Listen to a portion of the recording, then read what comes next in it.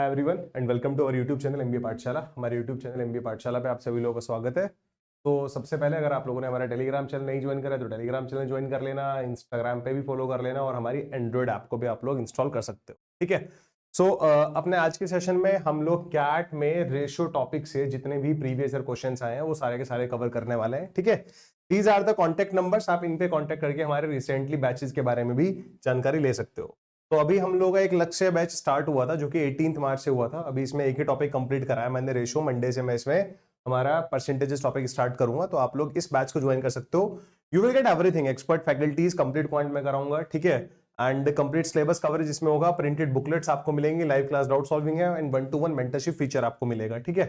तो all these are the features of this batch guys. ठीक है। एंड ये इसकी प्राइसिंग है 22,500। ठीक है।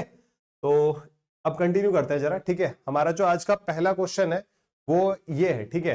ये हमारा कैट 2023 में आया था गाइस। ठीक है। कैट 23 का क्वेश्चन है, इसको देखते हैं। तो बहुत ही लॉजिकल क्वेश्चन है और प्यारा क्वेश्चन है। मतलब मैं हमेशा बोलता हूं CAT is all about concepts. आपके कॉन्सेप्ट्स बहुत अच्छी तरह क्लियर होने चाहिए। ठीक है। अगर आपको कॉन्सेप्चुअल क्लैरिटी है तो आप इन क्वेश्चंस को इजीली सॉल्व कर सकते हो। ठीक है। कैट 23 का जो लेवल था पेपर का वो थोड़ा सा अच्छा लेवल था। ऐसा नहीं कि उसमें सारे के सारे इजी क्वेश्चंस आए थे, अच्छे क्वेश्चंस आए थे हमारे सारे के सारे टॉपिक से। तो देखते हैं जरा इस क्वेश्चन को सॉल्व करते हैं। ठीक है। The number of coins collected per week by 2 coins collector A and B are in the ratio 3:4। दो कॉइन्स कलेक्टर है हमारे पास ए और बी, उन्होंने जो कॉइन्स कलेक्ट करे हैं उसका रेशियो कितना है? 3:4। अब मजे की बात यह है ये कभी भी डेसिमल में नहीं हो सकते। जो टिकट कलेक्टर है, जो कॉइन्स कलेक्ट कर रहे हैं, वो कॉइन्स कभी भी डेसिमल में नहीं हो सकते। ठीक है। अब बोला जा रहा है इसमें, if the total number of coins collected by A in 5 weeks is a multiple of 7। 5 weeks में जो उसने कॉइन्स कलेक्ट करे हैं वो हमारा 7 का मल्टीपल है। And the total number of coins collected bye be in 3 weeks is a multiple of 24। अब मुझे ये बताओ, ठीक है, मुझे ये बताओ पर वीक का जो उनका रेशियो है वो 3:4 है। अगर ए एक वीक में 3 कॉइन्स कलेक्ट करता है तो 5 वीक में कितना करेगा? जल्दी से बताओ, 5 वीक में कितना करेगा? अगर एक वीक में 3 करता है तो 5 वीक में कितना करेगा? 15। Just multiplied by 5। जो बी है वो एक वीक में यदि 4 कॉइन्स कलेक्ट करता है तो 3 वीक्स में कितने कॉइन्स कलेक्ट करेगा? 4 × 3 12 कॉइन कलेक्ट करेगा। ये बात आपको समझ में आ गई जरा? Is it clear guys? ठीक है। ए पर वीक का जो रेशो था दोनों का, ए और बी का, वो 3:4 था। अगर ए एक वीक में 3 कॉइन्स कलेक्ट करता है तो 5 वीक्स में 15 कॉइन्स कलेक्ट होंगे। बी यदि एक वीक में 4 कॉइन्स कलेक्ट करता है तो 3 वीक्स में 12 कॉइन्स कलेक्ट होंगे। ये बात हमें समझ में आ गई। अब आगे देखो क्या बोला जा रहा है। Total number of coins collected by A in 5 weeks is a multiple of 7। 15 तो 7 का मल्टीपल नहीं है, बट अगर इसको 7 का मल्टीपल बनाना है, देखो ये रेशो था तो ये भी क्या आएगा? रेशो। अगर मुझे इसको 7 का मल्टीपल बनाना है तो मुझे ऊपर नीचे 7 से मल्टीप्लाई करना पड़ेगा। ये मेरी मजबूरी है, मुझे ऊपर नीचे 7 से मल्टीप्लाई करना पड़ेगा। अब ये जो 5 वीक्स में जो इसने कॉइन्स कलेक्ट करते हैं वो 7 का मल्टीपल बन चुका है। And the total number of coins collected bye be in 3 weeks is a multiple of 24। क्या ये 24 का मल्टीपल है? नहीं है, बट 12 का मल्टीपल तो है। अगर 12 को 24 का मल्टीपल बनाना है तो इसको 2 से मल्टीप्लाई कर दो, तो आपको ऊपर नीचे 2 से मल्टीप्लाई करना पड़ेगा। मुझे नहीं लगता कि यहां तक आपको कोई दिक्कत परेशानी होगी। ठीक है। Then the minimum possible number of coins collected by A in 1 week. तो मिनिमम ए ने कितने कॉइन्स कलेक्ट करे होंगे एक वीक में, हमसे पूछा जा रहा है। देखो यार, 7 का मल्टीपल बनाने के लिए ऐसा जरूरी नहीं था कि आप 7 से मल्टीप्लाई करो। आप 14 से भी ऊपर नीचे मल्टीप्लाई कर सकते थे, आप 21 से भी ऊपर नीचे मल्टीप्लाई कर सकते थे to make that number of coins collected by A in 5 weeks the multiple of 7। 7 के किसी भी मल्टीपल से आप मल्टीप्लाई कर सकते थे, उससे भी वो 7 का मल्टीपल आता। बट हमें मिनिमम पूछा है तो इसलिए मैंने सबसे छोटा 7 का मल्टीपल 7 होता है, इसलिए ऊपर नीचे 7 से मल्टीप्लाई करा। बी ने जो एक वीक में कॉइन कलेक्ट करता है वो 4 करता है तो 3 वीक्स में 12 होंगे। ऊपर 7 से मल्टीप्लाई किया तो यहां भी 7 से मल्टीप्लाई करा। बट बी के जो 3 वीक्स के कॉइन है वो 24 का मल्टीपल है, तो 12 था, 24 का मल्टीपल बनाना है तो 2 से भी हमें ऊपर नीचे मल्टीप्लाई करना पड़ेगा। आई होप आपको ये बात समझ में आ गई होगी और यहां तक तो किसी को कोई प्रॉब्लम नहीं होगी। अब ये जो आने लग रहा है ना, ये ए के कॉइन्स आने लग रहे हैं 5 वीक के, तो एक वीक का कितना आएगा? अगर ये 5 वीक्स के कॉइन है तो एक वीक का कॉइन कितना आएगा? Just divided by 5। तो 5 से अगर इसको उड़ाओगे तो यहां पर कितना आएगा? 3 आएगा। 7 इंटू 3 21 इंटू 2 कितना होता है 42। तो minimum number of coins collected by A in 1 week is 42 and that is our answer. ये मिनिमम है। बच्चे मन के सच्चे होते हैं, मैं हमेशा बोलता हूं, मैक्सिमम नहीं निकाल सकते आप यहां पे, क्योंकि 7 के मैक्सिमम मल्टीपल आप बता ही नहीं सकते। मान लो किसी ने बताया कि भाई ये 7 का मल्टीपल है सबसे बड़ा, उसमें 7 और ऐड कर दो तो अगला बड़ा मल्टीपल आ जाएगा, तो मैक्सिमम वैल्यू यहां पे नहीं निकल सकती। ठीक है, ऐसे अगर कोई मुझसे पूछता है बताओ भाई बी ने जो पर वीक मिनिमम कितना होगा, ये उसका 3 वीक का, इसको 3 से डिवाइड कर दोगे तो उसका 1 वीक का आ जाएगा। ये कैट 2023 में क्वेश्चन था, कॉन्सेप्चुअल क्वेश्चन था, बस ये पता होना चाहिए था कि यार रेशो है तो ये रेशो में ही रहेगा। इसको 7 का मल्टीपल बनाना था, ऊपर नीचे 7 से मल्टीप्लाई करा। इसको 24 का मल्टीपल बनाना था, बस 12 इंटू 7 84 होता है, 84 is not a mode multiple of 24, तो इसको 2 से मल्टीप्लाई करा। ठीक है, हमें वो मल्टीपल्स देखने थे। ठीक है, देख लिए 42 हमारे इस क्वेश्चन का आंसर। नेक्स्ट क्वेश्चन देखते हैं, ये रहा हमारी स्क्रीन पर। ठीक है, this one is a very nice question guys, ये बड़ा ही अच्छा क्वेश्चन था। ठीक है, हम लोग जब रेशियो प्रोपोर्शन पढ़ाते हैं तो हम लोग नॉर्मल क्वेश्चंस बता देते हैं बच्चों की भाई ये होगा, इसमें थोड़ा सा ना अलजेब्रा का कॉन्सेप्ट भी लग रहा था, थोड़ा सा इसमें अलजेब्रा का कॉन्सेप्ट भी लग रहा था। कैसे, मैं आपको बताता हूं। ठीक है, आपको बताता हूं, पहले वीडियो पॉज करके एक बार क्वेश्चन पढ़ लेना। ठीक है, ताकि आपको क्लैरिटी आ जाए कि मैं कॉन्सेप्ट क्यों बता रहा हूं। मैं साथ साथ पढ़ देता हूं। Price of a precious stone is directly proportional to the square of its weight. जो प्राइस है वो डायरेक्टली प्रोपोर्शनल है उसके वेट के स्क्वायर का। Price of the precious stone is directly proportional to the square of its weight. Sita has a precious stone weighing 18 units. Sita के पास एक प्रीशियस स्टोन है जिसका वेट है 18 unit. If she break it into 4 pieces आएगा, not places. If she break into 4 pieces with each piece having distinct integer wait.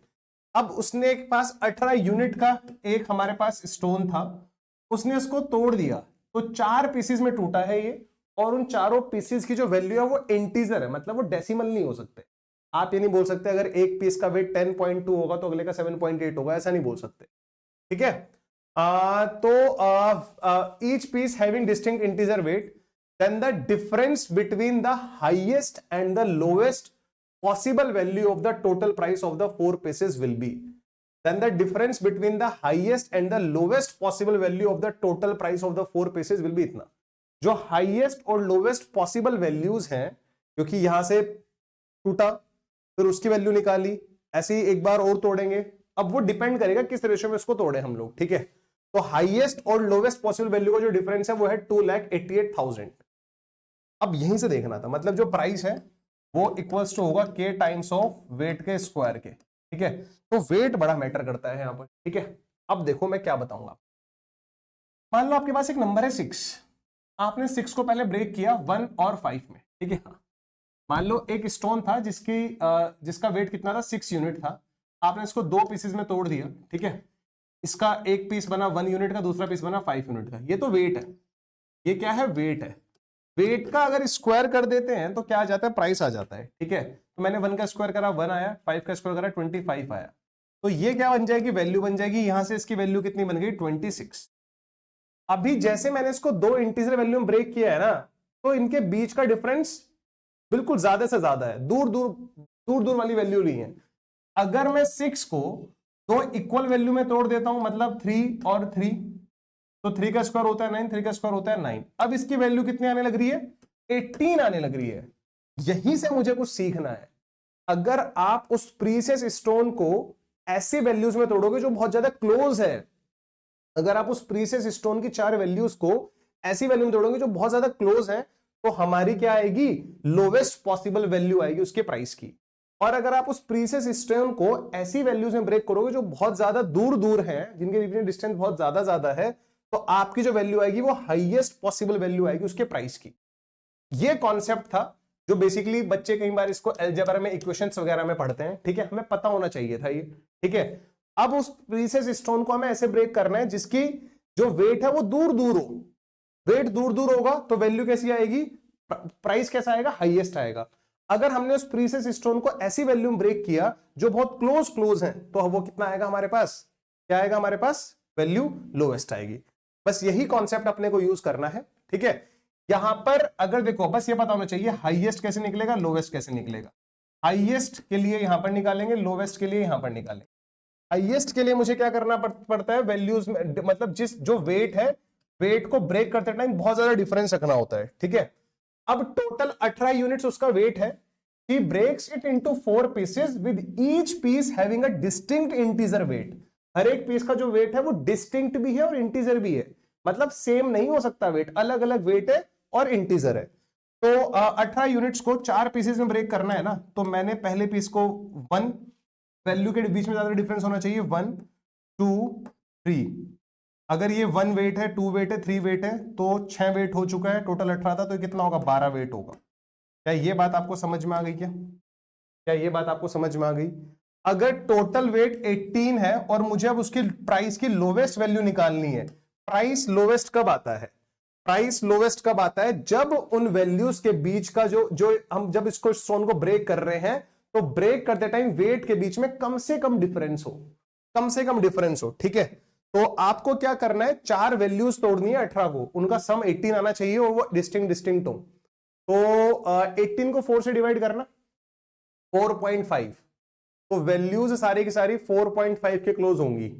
अगर मैं एक वैल्यू को 3 बोल देता हूं, दूसरी को 4 बोल देता हूं, 3 और 4 7, 7 और 5 12 और 6 18, यस। तो वो 4 वैल्यूज हम मान लेते हैं, 3 4 5 6। अब ये बहुत सारी की सारी वैल्यूज बहुत ज्यादा क्लोज है, आप देख रहे हो उनके बीच में 1 का डिफरेंस है, यहां पे 1 का डिफरेंस है, यहां पे 1 का डिफरेंस है, और कोई वैल्यूज बन नहीं सकती, ठीक है, जो बहुत ज्यादा क्लोज हो। ठीक है, ऐसी मैंने यहां पर इनको ब्रेक किया, देखो ना 1 3 और 12 के बीच में 9 का डिफरेंस है। डिफरेंस अगर ज्यादा होगा तो वैल्यू क्या आएगी, प्राइस की क्या आएगी, हाईएस्ट आएगी।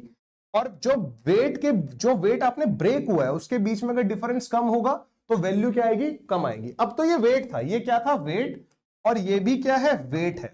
वेट का अगर स्क्वायर कर देते हैं तो क्या आ जाता है, प्राइस आ जाता है। इस रिलेशन से हमें यही पता लगता है। अब हम निकालने चलते हैं प्राइस। अगर वेट 1 है तो प्राइस कितना होगा, 1। वेट 2 है तो प्राइस कितना होगा, 4। वेट 3 है तो प्राइस कितना होगा, 9। वेट 12 है तो प्राइस कितना होगा, 144। तो एक प्राइस तो ये आ गया 144, 154 और 154 और 4 158। तो ये हाईएस्ट वैल्यू आ गई उसके प्राइस की। ऐसे 3 का स्क्वायर होता है 9, 4 का स्क्वायर 16, 5 का स्क्वायर 25, 6 का स्क्वायर 36। तो 16 और 9 25 और 25 50 और 36 कितना बनेगा हमारे पास, 86 बनेगा। ये आने वाली लग रही है इसकी 86 वैल्यू। आप 18 को कभी भी ऐसे 4 नंबर में ब्रेक कर लेना, आप घर पे बैठ के कर लेना, कभी भी उनके स्क्वायर का सम 86 से कम नहीं आएगा। कर लेना।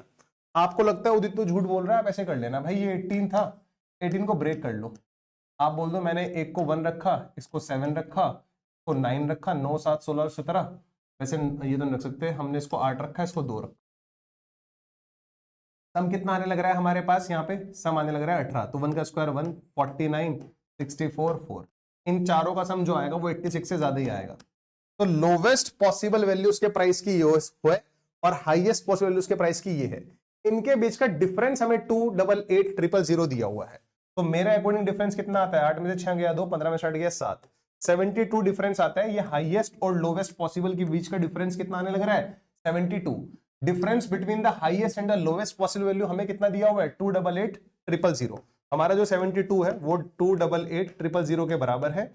इससे स्कोर आया तो 1 का वैल्यू कितना है, 4000। रेशो के 1 का वैल्यू 4000 आने लग रहा है। Then the price of the original stone, original stone का प्राइस कितना था, ओरिजिनल स्टोन का वेट था 18, 18 का स्क्वायर होता है 324, 18 का स्क्वायर होता है 324। तो रेशो के 1 का वैल्यू 4000 है, तो 324 का वैल्यू कितना होगा, 324 इंटू 4000, 324 इंटू 4, 300 इंटू 4 1224 इंटू 4 96, 1296 था क्या कुछ, ये रहा 1296,000 as it is, 1296,000 as it is. ठीक है, तो ये इस क्वेश्चन का हमारे पास। ठीक है, तो ऐसे ही सारे पढ़ेंगे, इसके बाद कैट वाइज सीरीज वाइज रहेगा। ठीक है, चलो आई होप आपको समझ में आया होगा। चलिए जी फिर पढ़ते हैं जरा नेक्स्ट क्वेश्चन। चलो, Pinky is standing in a queue at a ticket counter, suppose the ratio of the number of person standing ahead of Pinky. मान लो पिंकी यहां पर खड़ी हुई है, ध्यान से देखना जरा, यहां पर पिंकी खड़ी हुई है, पिंकी से आगे जो लोग खड़े हुए हैं, पिंकी से आगे जो लोग खड़े हुए हैं और पिंकी से पीछे जो लोग खड़े हुए हैं, उनका रेशियो दिया हुआ है। ठीक है, suppose the ratio of the number of person standing ahead of Pinky to the number of person standing behind her. ठीक है, अहेड वाले ये हैं जो उससे आगे खड़े हुए हैं, और बिहाइंड वाले बच्चे ये हैं जो पिंकी के पीछे खड़े हुए हैं। तो अहेड और बिहाइंड का जो रेशियो दिया हुआ है अपने को, वो कितना दिया हुआ है, 3:5 दिया हुआ है। अहेड और बिहाइंड का जो अपने को रेशियो दिया हुआ है वो कितना दिया हुआ है, 3:5 दिया हुआ है। जो आगे खड़े हुए हैं उनको मैं ए से डिनोट कर रहा हूं, जो पीछे खड़े हुए उनको मैं 5 से डिनोट कर रहा हूं, ठीक है। If the total number of person in the queue is less than 300, जो टोटल पर्सन है, जो टोटल पर्सन है क्यू में वो कितना है, 300 से लेस देन है, 300 से कम है, ठीक है, हमें बोला जा रहा है। अच्छा देखो, पिंकी से आगे खड़े हुए लोग तो ये हैं सारे के सारे, पिंकी से पीछे खड़े हुए लोग हैं, और एक तो पिंकी खुद भी है ना, एक तो पिंकी खुद भी है ना, पिंकी को खुद को भी तो कंसीडर करना चाहिए ना हमें। बात समझ में आ रही है? पिंकी से आगे कितने खड़े हुए हैं, पिंकी से पीछे कितने खड़े हैं, एक पिंकी खुद भी है, इस चीज का भी आप ध्यान रखोगे। टोटल जो इस लाइन में बंदे खड़े हुए हैं वो लेस देन 300 है, हमें ऐसा बोला जा रहा है। हमसे आगे क्या बोला गया है, then the maximum possible number of persons standing ahead of Pinky. तो पिंकी से जो आगे खड़े हुए हैं अहेड को, जिसको मैं कैपिटल ए से डिनोट कर रहा हूं, बिहाइंड वालों को मैं कैपिटल बी से डिनोट कर रहा हूं, तो ए का मैक्सिमम पॉसिबल वैल्यू कितना हो सकता है, ए का मैक्सिमम पॉसिबल वैल्यू कितना हो सकता है। बच्चों बड़ा इजी है ये क्वेश्चन। कैसे, देखो आप या तो इसमें वेरिएबल यूज कर लो या आप इसको विदाउट वेरिएबल कर लो, कोई दिक्कत नहीं है। देखो जो नंबर ऑफ पर्संस होते हैं वो हमेशा नेचुरल नंबर होगा, डेसिमल में तो कभी नहीं होगा ना। क्या डेसिमल में हो सकता है नंबर ऑफ पर्संस? कभी नहीं हो सकता। तो पिंकी से आगे जो लोग खड़े हुए हैं वो 3 का मल्टीपल होंगे, और पिंकी से पीछे लोग खड़े हुए हैं वो 5 का मल्टीपल होंगे।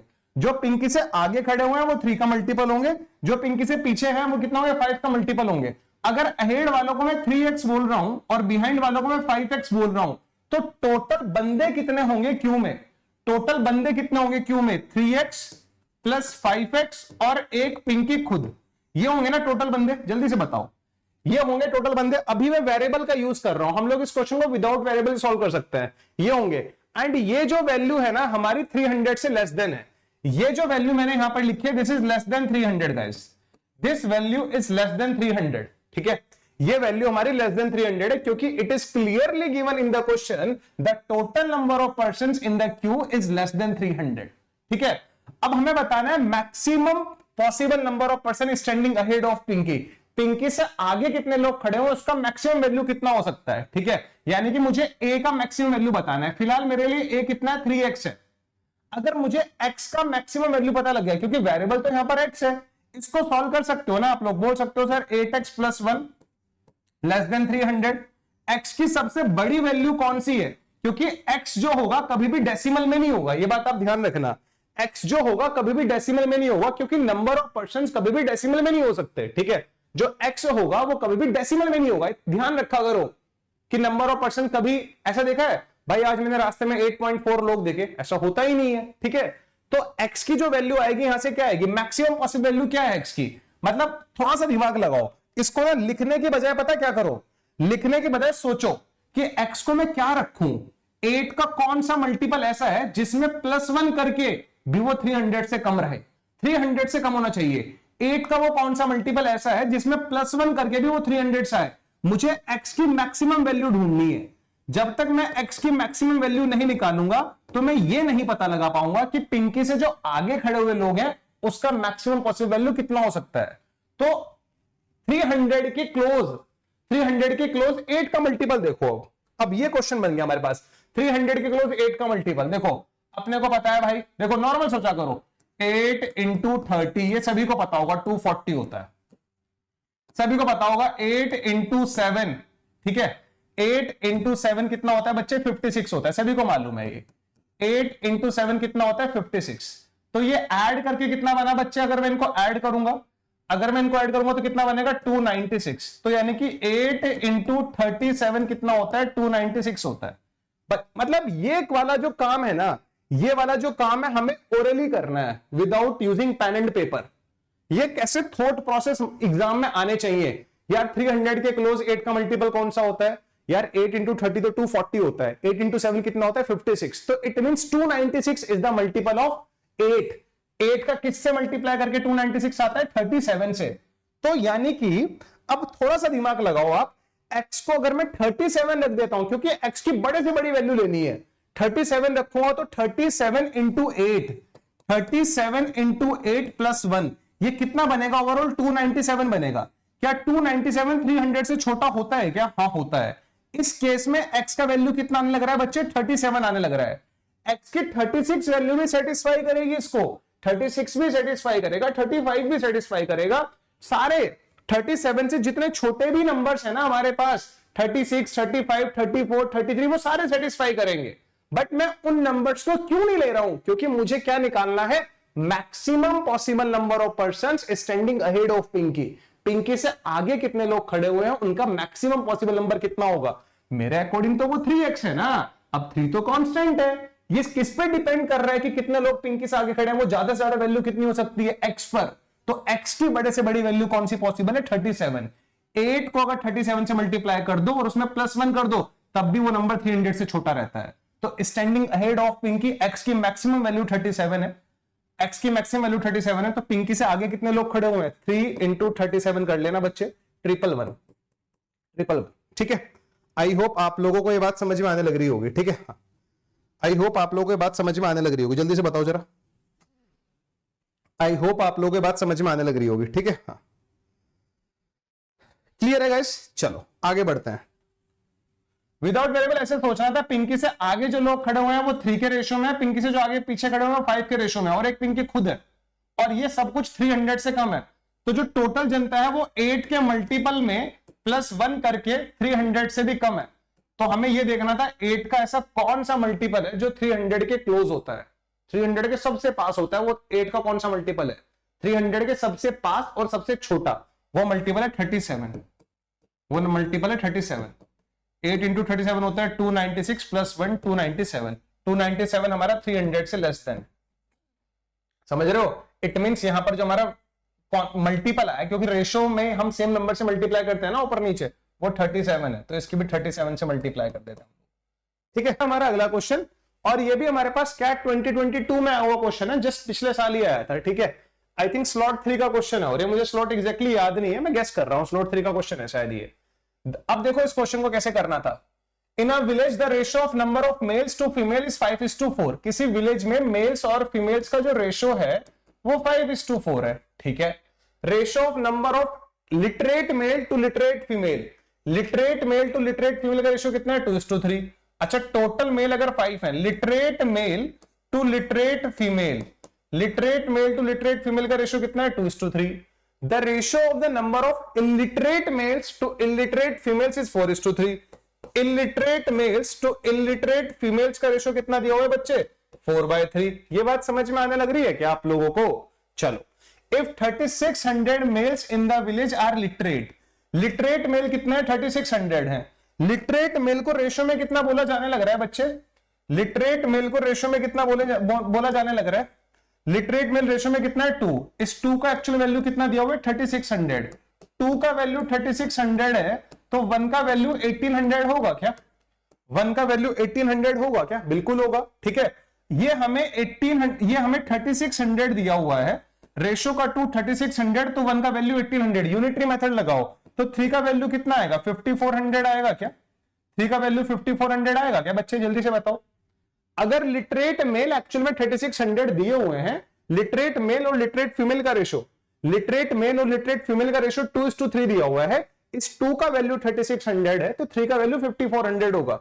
ये तो बच्चों वाला क्वेश्चन है, ये तो बच्चों वाला क्वेश्चन है। ये ऐसे भी बनता है कि 2 लोगों का इनकम का रेशियो इतना है, एक्सपेंडिचर उनका इतना है, और सेविंग्स का रेशियो इतना है, तो बताओ एक ही इनकम कितनी होगी? वो सिमिलर उस पैटर्न का क्वेश्चन है, और इतिहास गवाह है। आप मेरी पिछले 3 साल की रिकॉर्डिंग्स देख लेना, मैं हमेशा पढ़ाता हूं ये कॉन्सेप्ट, मैं हमेशा ये कॉन्सेप्ट पढ़ाता हूं बच्चों को। ठीक है, करा रखा है क्लासेस में। ठीक है, हाँ, तो 2 का वैल्यू 3600, 3 का वैल्यू 5400। अब मैं आपसे ये पूछना चाह रहा हूं, टोटल मेल में से, टोटल मेल जितने भी उस गांव में मेल हैं, उन टोटल मेल में से अगर हम लिटरेट मेल को हटा देंगे, टोटल मेल में से अगर हम लिटरेट मेल को हटा देंगे, तो हमारे पास इलिटरेट मेल बचेंगे ना? लॉजिक है ना भाई।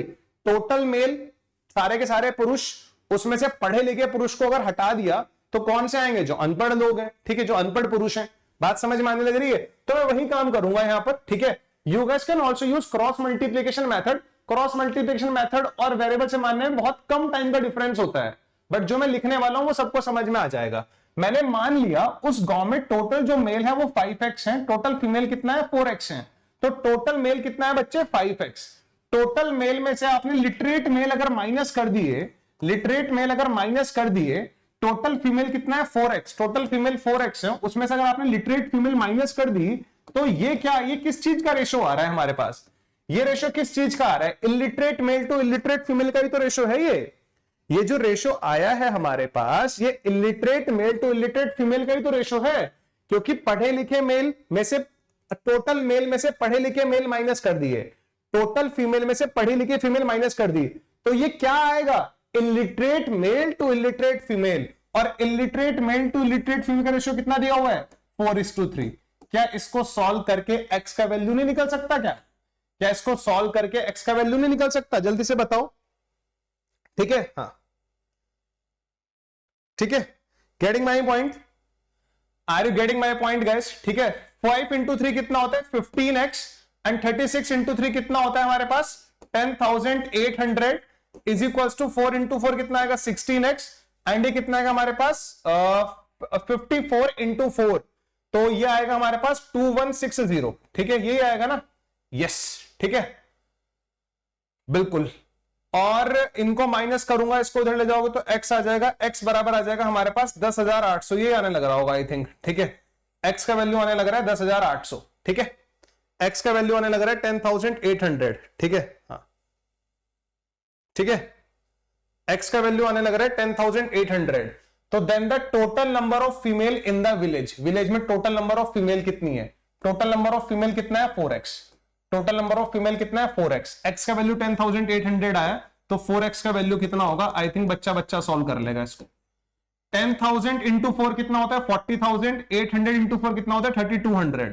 तो 40,000 में 3,200 ऐड कर लेना, तो it will becomes 43,200, it will becomes 43,200, this is my answer, this is my answer, ठीक है, यहां तक की बात आपको समझ में आने लग रही है क्या बच्चे, ये बड़ा इजी क्वेश्चन था, ठीक है, इससे जो पिछले वाला क्वेश्चन था, चलो वो तो थोड़ा सा कॉन्सेप्चुअल क्वेश्चन था भी, ठीक है, variable free approach to this question, बच्चे वेरिएबल से ज्यादा इजी है, ठीक है, वेरिएबल से ज्यादा इजी है, ठीक है, हाँ वेरिएबल से ज्यादा इजी पड़ा है अपने को, ठीक है, आई होप आपको क्वेश्चन समझ में आया होगा, ठीक है, चलिए जी नेक्स्ट क्वेश्चन की तरफ मूव करते हैं बच्चे, ये रहा हमारे पास नेक्स्ट क्वेश्चन हमारी स्क्रीन पर, ठीक है, ये हमारा कैट 2020 में आया हुआ क्वेश्चन है बच्चे, 2020 में आया था, जिस साल कोविड आया था, ठीक है, sum of money is split among Amal, Sunil and Meeta so that the ratio of shares of Amal and Sunil, अमल के पास जो पैसा है वो A है, सुनील के पास जो पैसा है वो S है, इसका रेशियो कितना है बच्चे 3:2 है,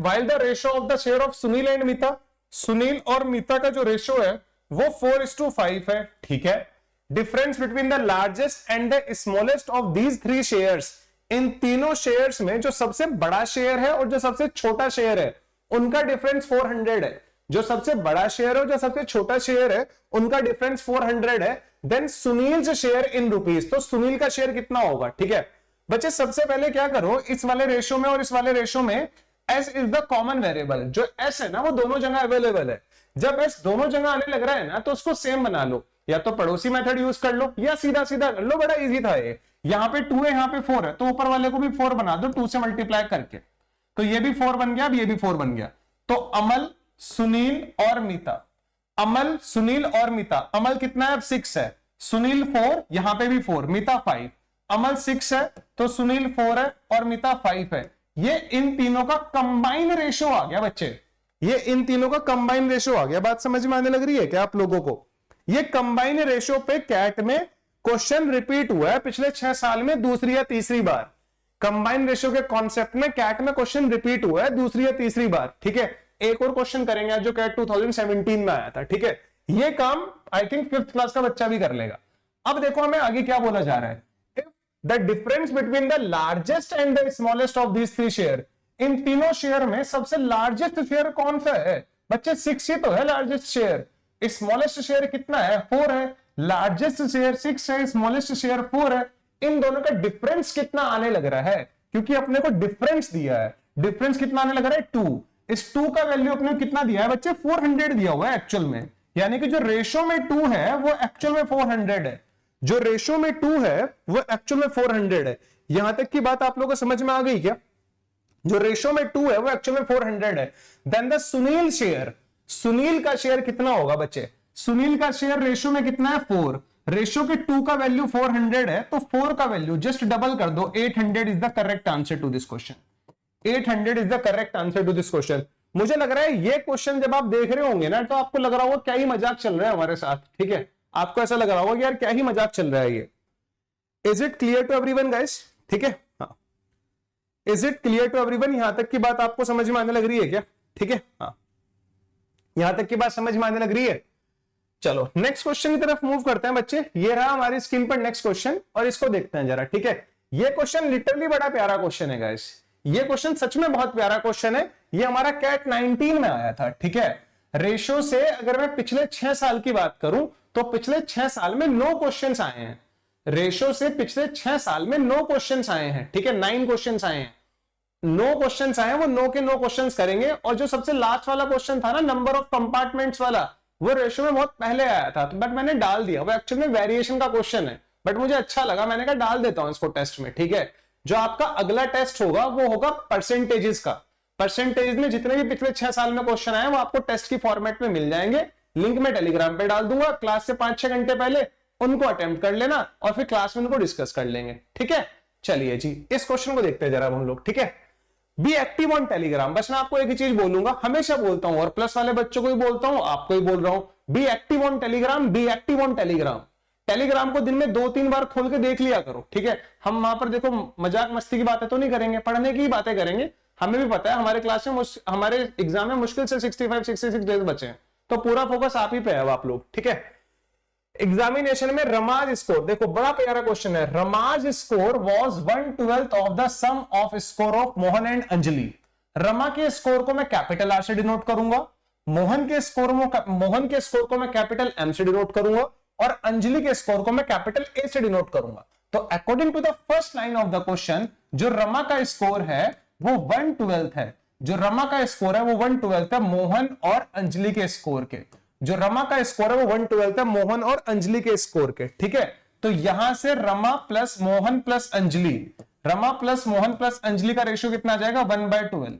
और मुझे नहीं लगता कि किसी बच्चे को इसमें कोई प्रॉब्लम होगी, मुझे नहीं लगता किसी बच्चे को इसमें कोई प्रॉब्लम होगी, ठीक है। हाँ, ये बात आपको समझ में आ गई क्या बच्चे? यहां तक की बात आप लोगों को समझ में आ गई क्या? जरा मुझे बताओ, ठीक है। हाँ, is it clear to everyone? ठीक है, हाँ। 1 मिनट रुकिएगा बच्चे, मुश्किल मुझे 20 सेकंड दो जरा, ठीक है। मुझे 20 सेकंड दो आप लोग, ठीक है। चलो चलिए जी, चलो।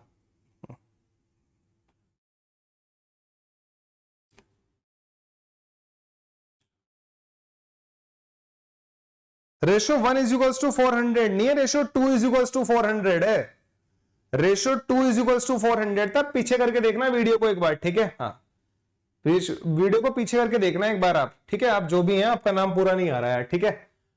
ये समझ में आया आप लोगों को? पहली लाइन यही बोलती थी, Rama score was 1/12 of the sum of the score of Mohan and Anjali. आगे देखो क्या बोला जा रहा है, आफ्टर अ रिव्यू, एक रिव्यू करने के बाद, the score of each of them increase by 6। कोई रिव्यू किया गया, उस रिव्यू को करने के बाद इन तीनों का स्कोर 6-6 मार्क से बढ़ा दिया गया। एक रिव्यू करने के बाद इन तीनों का स्कोर 6-6 मार्क से बढ़ा दिया गया। The revised score of Anjali, Mohan and Rama, the revised score of Anjali, Mohan and Rama were in the ratio 11-10-3, were in the ratio 11-10-3, ठीक है। मतलब तीनों के मार्क्स को 6-6 मार्क से बढ़ा दिया गया। अभी मैं क्या कर रहा हूं बच्चे, मोहन और अंजलि को ना, मोहन और अंजलि को एक ही एंटिटी मान रहा हूं। मोहन और अंजलि को हमने मिला दिया, ठीक है। तो ये रमा की बातें हो रही है यहां पर, रमा और मोहन प्लस अंजलि को हमने यहां पर मिला दिया। तो बच्चे इसका रेशियो कितना था? 1:12 था। इसका रेशियो कितना था? 1:12 था, ठीक है। You guys can also use variable, आप वेरिएबल भी यूज कर सकते हैं और आप क्रॉस मल्टीप्लिकेशन मेथड भी यूज कर सकते हैं। अभी बोला जा रहा है एक रिव्यू के बाद सभी का स्कोर 6-6 मार्क्स से बढ़ा दिया गया, ठीक है। रमा के मार्क्स में 6 ऐड करा, और मोहन प्लस अंजलि के मार्क्स में, मोहन के मार्क्स में भी 6 ऐड किया, अंजलि के मार्क्स में भी 6 ऐड किया, ठीक है। देखो पहले मैं आपको बता देता हूं वेरिएबल वाला तरीका। वेरिएबल वाला तरीका ऐसे है, रमा के मार्क्स को चलाओ 1x मान लो और इनको आप 12x मान लो। अगर रमा के मार्क्स 1x थे, उसमें 6 मार्क्स बढ़ा दिए तो +6। मोहन और अंजलि के मार्क्स का सम 12x था अब तक, जिसमें से मोहन के भी 6 मार्क्स बढ़ेंगे और अंजलि के भी 6 मार्क्स बढ़ेंगे। तो ये रमा अपॉन मोहन प्लस अंजलि के न्यू मार्क्स का रेशो आ रहा है। रमा अपॉन मोहन प्लस अंजलि के न्यू मार्क्स का रेशो आ रहा है।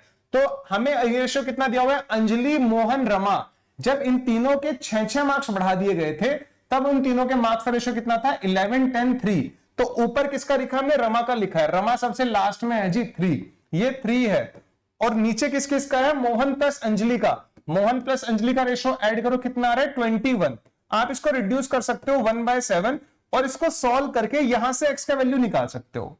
कर लोगे ना ये काम, इसको सॉल्व करके यहां से x का वैल्यू आ जाएगा। Are you getting my point? ठीक है, ठीक है, यहां तक की बात आप लोगों को समझ में आने लग रही है, जरा मुझे बताओ। ठीक है, is it clear to everyone guys? Is it clear to everyone? यहां तक की बात आपको समझ में आने लग रही है? ठीक है, ये सॉल्व करके वेरिएबल से कर लोगे। x क्या था हमारे पास, रमा का स्कोर। उसने Anjali score exceeded by Rama score पूछा है। ठीक है, then Anjali score exceeded by Rama score हम लोग निकाल लेंगे, कोई दिक्कत नहीं है। तो अंजलि का स्कोर रमा के स्कोर से कितना ज्यादा है। ठीक है, अंजलि का स्कोर ये है और रमा का स्कोर ये है। यहां से x का वैल्यू निकलेगा, दोनों में डिफरेंस कितना है, 8 का डिफरेंस है। ठीक है, तो वहां से 8 की वैल्यू निकल जाएगी। ये तो है वेरिएबल वाला अप्रोच। ठीक है, आप लोगों ने क्रॉस मल्टीप्लिकेशन मेथड पढ़ा है क्या?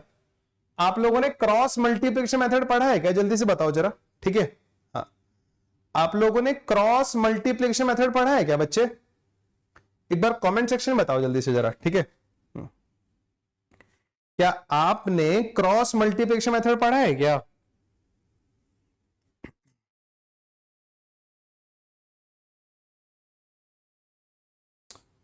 ये सिर्फ प्लेलिस्ट से पढ़ा है ना, प्लेलिस्ट से पढ़ा है ना, फिर कोई दिक्कत नहीं है। ठीक है, फिर कोई दिक्कत नहीं। जिन लोगों ने नहीं पढ़ा वो ऐसे फील लेके निकाल लेना वेरिएबल मान के। ठीक है, अब ये क्वेश्चन थोड़ा क्रॉस मल्टीप्लिकेशन से ज्यादा इजी पड़ेगा। देखो, रमा और मोहन प्लस अंजलि का जो रेशो था, रमा प्लस मोहन प्लस अंजलि का जो रेशो था, पहले वो 1:12 था। रमा और मोहन प्लस अंजलि का जो रेशो था पहले वो 1:12 था। रमा कितना हो गया बच्चे, अब 3 हो गया है। रमा का स्कोर रमा रेशो में कितना हुआ, 3। और मोहन प्लस अंजलि को हम लोगों ने एक ही एंटिटी माना हुआ है। मोहन कितना है, 10 और अंजलि कितना है, 11। 10 + 11 कितना हो जाएगा, 21। अगर मैं इसको रेशो ले लेता हूं तो आ जाएगा 1:7। ये 1:12 का रेशो 1:7 में कैसे कन्वर्ट हुआ है? ये 1:12 का रेशो 1:7 में कैसे कन्वर्ट हुआ है? जब हमने इधर तो 6 ऐड किया, जब हमने इधर तो 6 ऐड किया और हमने इधर 12 ऐड किया। Getting my point? जब हमने इधर तो 6 ऐड किया और हमने इधर 12 ऐड किया, हाँ या ना? जल्दी से बताओ, ये बात समझ में आई क्या आप लोगों को? क्योंकि सबका स्कोर 6 मार्क्स से बढ़ाया गया था। After review the score of each of them increase by 6 marks. ठीक है, सबका स्कोर 6 मार्क्स से बढ़ाया गया। तो रमा तो एक ही है ना, तो ये +6 हुआ। मोहन भी 6 से बढ़ाया गया, अंजलि का स्कोर भी 6 से बढ़ाया गया, तो 6 + 6 इधर आएगा 12। क्रॉस मल्टीप्लिकेशन मेथड क्या बोलता है? इनको क्रॉस में मल्टीप्लाई करो, इन दोनों को, रेशो को, इन रेशो को मल्टीप्लाई करो, कितना आएगा 12। इधर मल्टीप्लाई करो, कितना आ रहा है 7। डिफरेंस लो, 12 और 7 का डिफरेंस लेंगे तो कितना आएगा 5 आएगा। आ गया? ठीक है, इधर 12 इधर 7, 12 में 7 गए 5। अब जरा इधर ऐसे मल्टीप्लाई करो, जिस पैटर्न में ऊपर मल्टीप्लाई करा है, पहले ऐसे किया था, इधर भी ऐसे ही करो। 7 × 6 कितना होता है 42। माइनस करो, इधर माइनस करो। 12 × 1 कितना होता है 12। 12 × 1 12, -12 करो, इसमें से कितना आएगा 30। तो रेशो में जो 5 आ रहा है वो एक्चुअल में 30 आ रहा है। रेशो का 5 30 के बराबर है। यही आने लग रहा है क्या इसमें? यही आने लग रहा है क्या? या मैंने कुछ गलती कर दी है इसमें? ठीक है, या मैंने इसमें कुछ गलती कर दी है?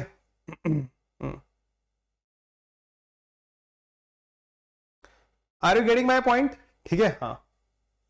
1:12 से 1:7 हो गया। ठीक है, इधर मल्टीप्लाई करा, इधर मल्टीप्लाई करा। ठीक है, 42 में से 12 गए, 30 आने लग रहा है। 1 का वैल्यू 6 आने लग रहा है। रेशो के 1 का वैल्यू 6 आने लग रहा है। ठीक है, हाँ, ये सही है ना? यस, रेशो के 1 का वैल्यू 6 आने लग रहा है। रेशो के 1 का वैल्यू 6 आने लग रहा है। ठीक है, हाँ, रेशो के 1 का वैल्यू कितना आने लग रहा है 6।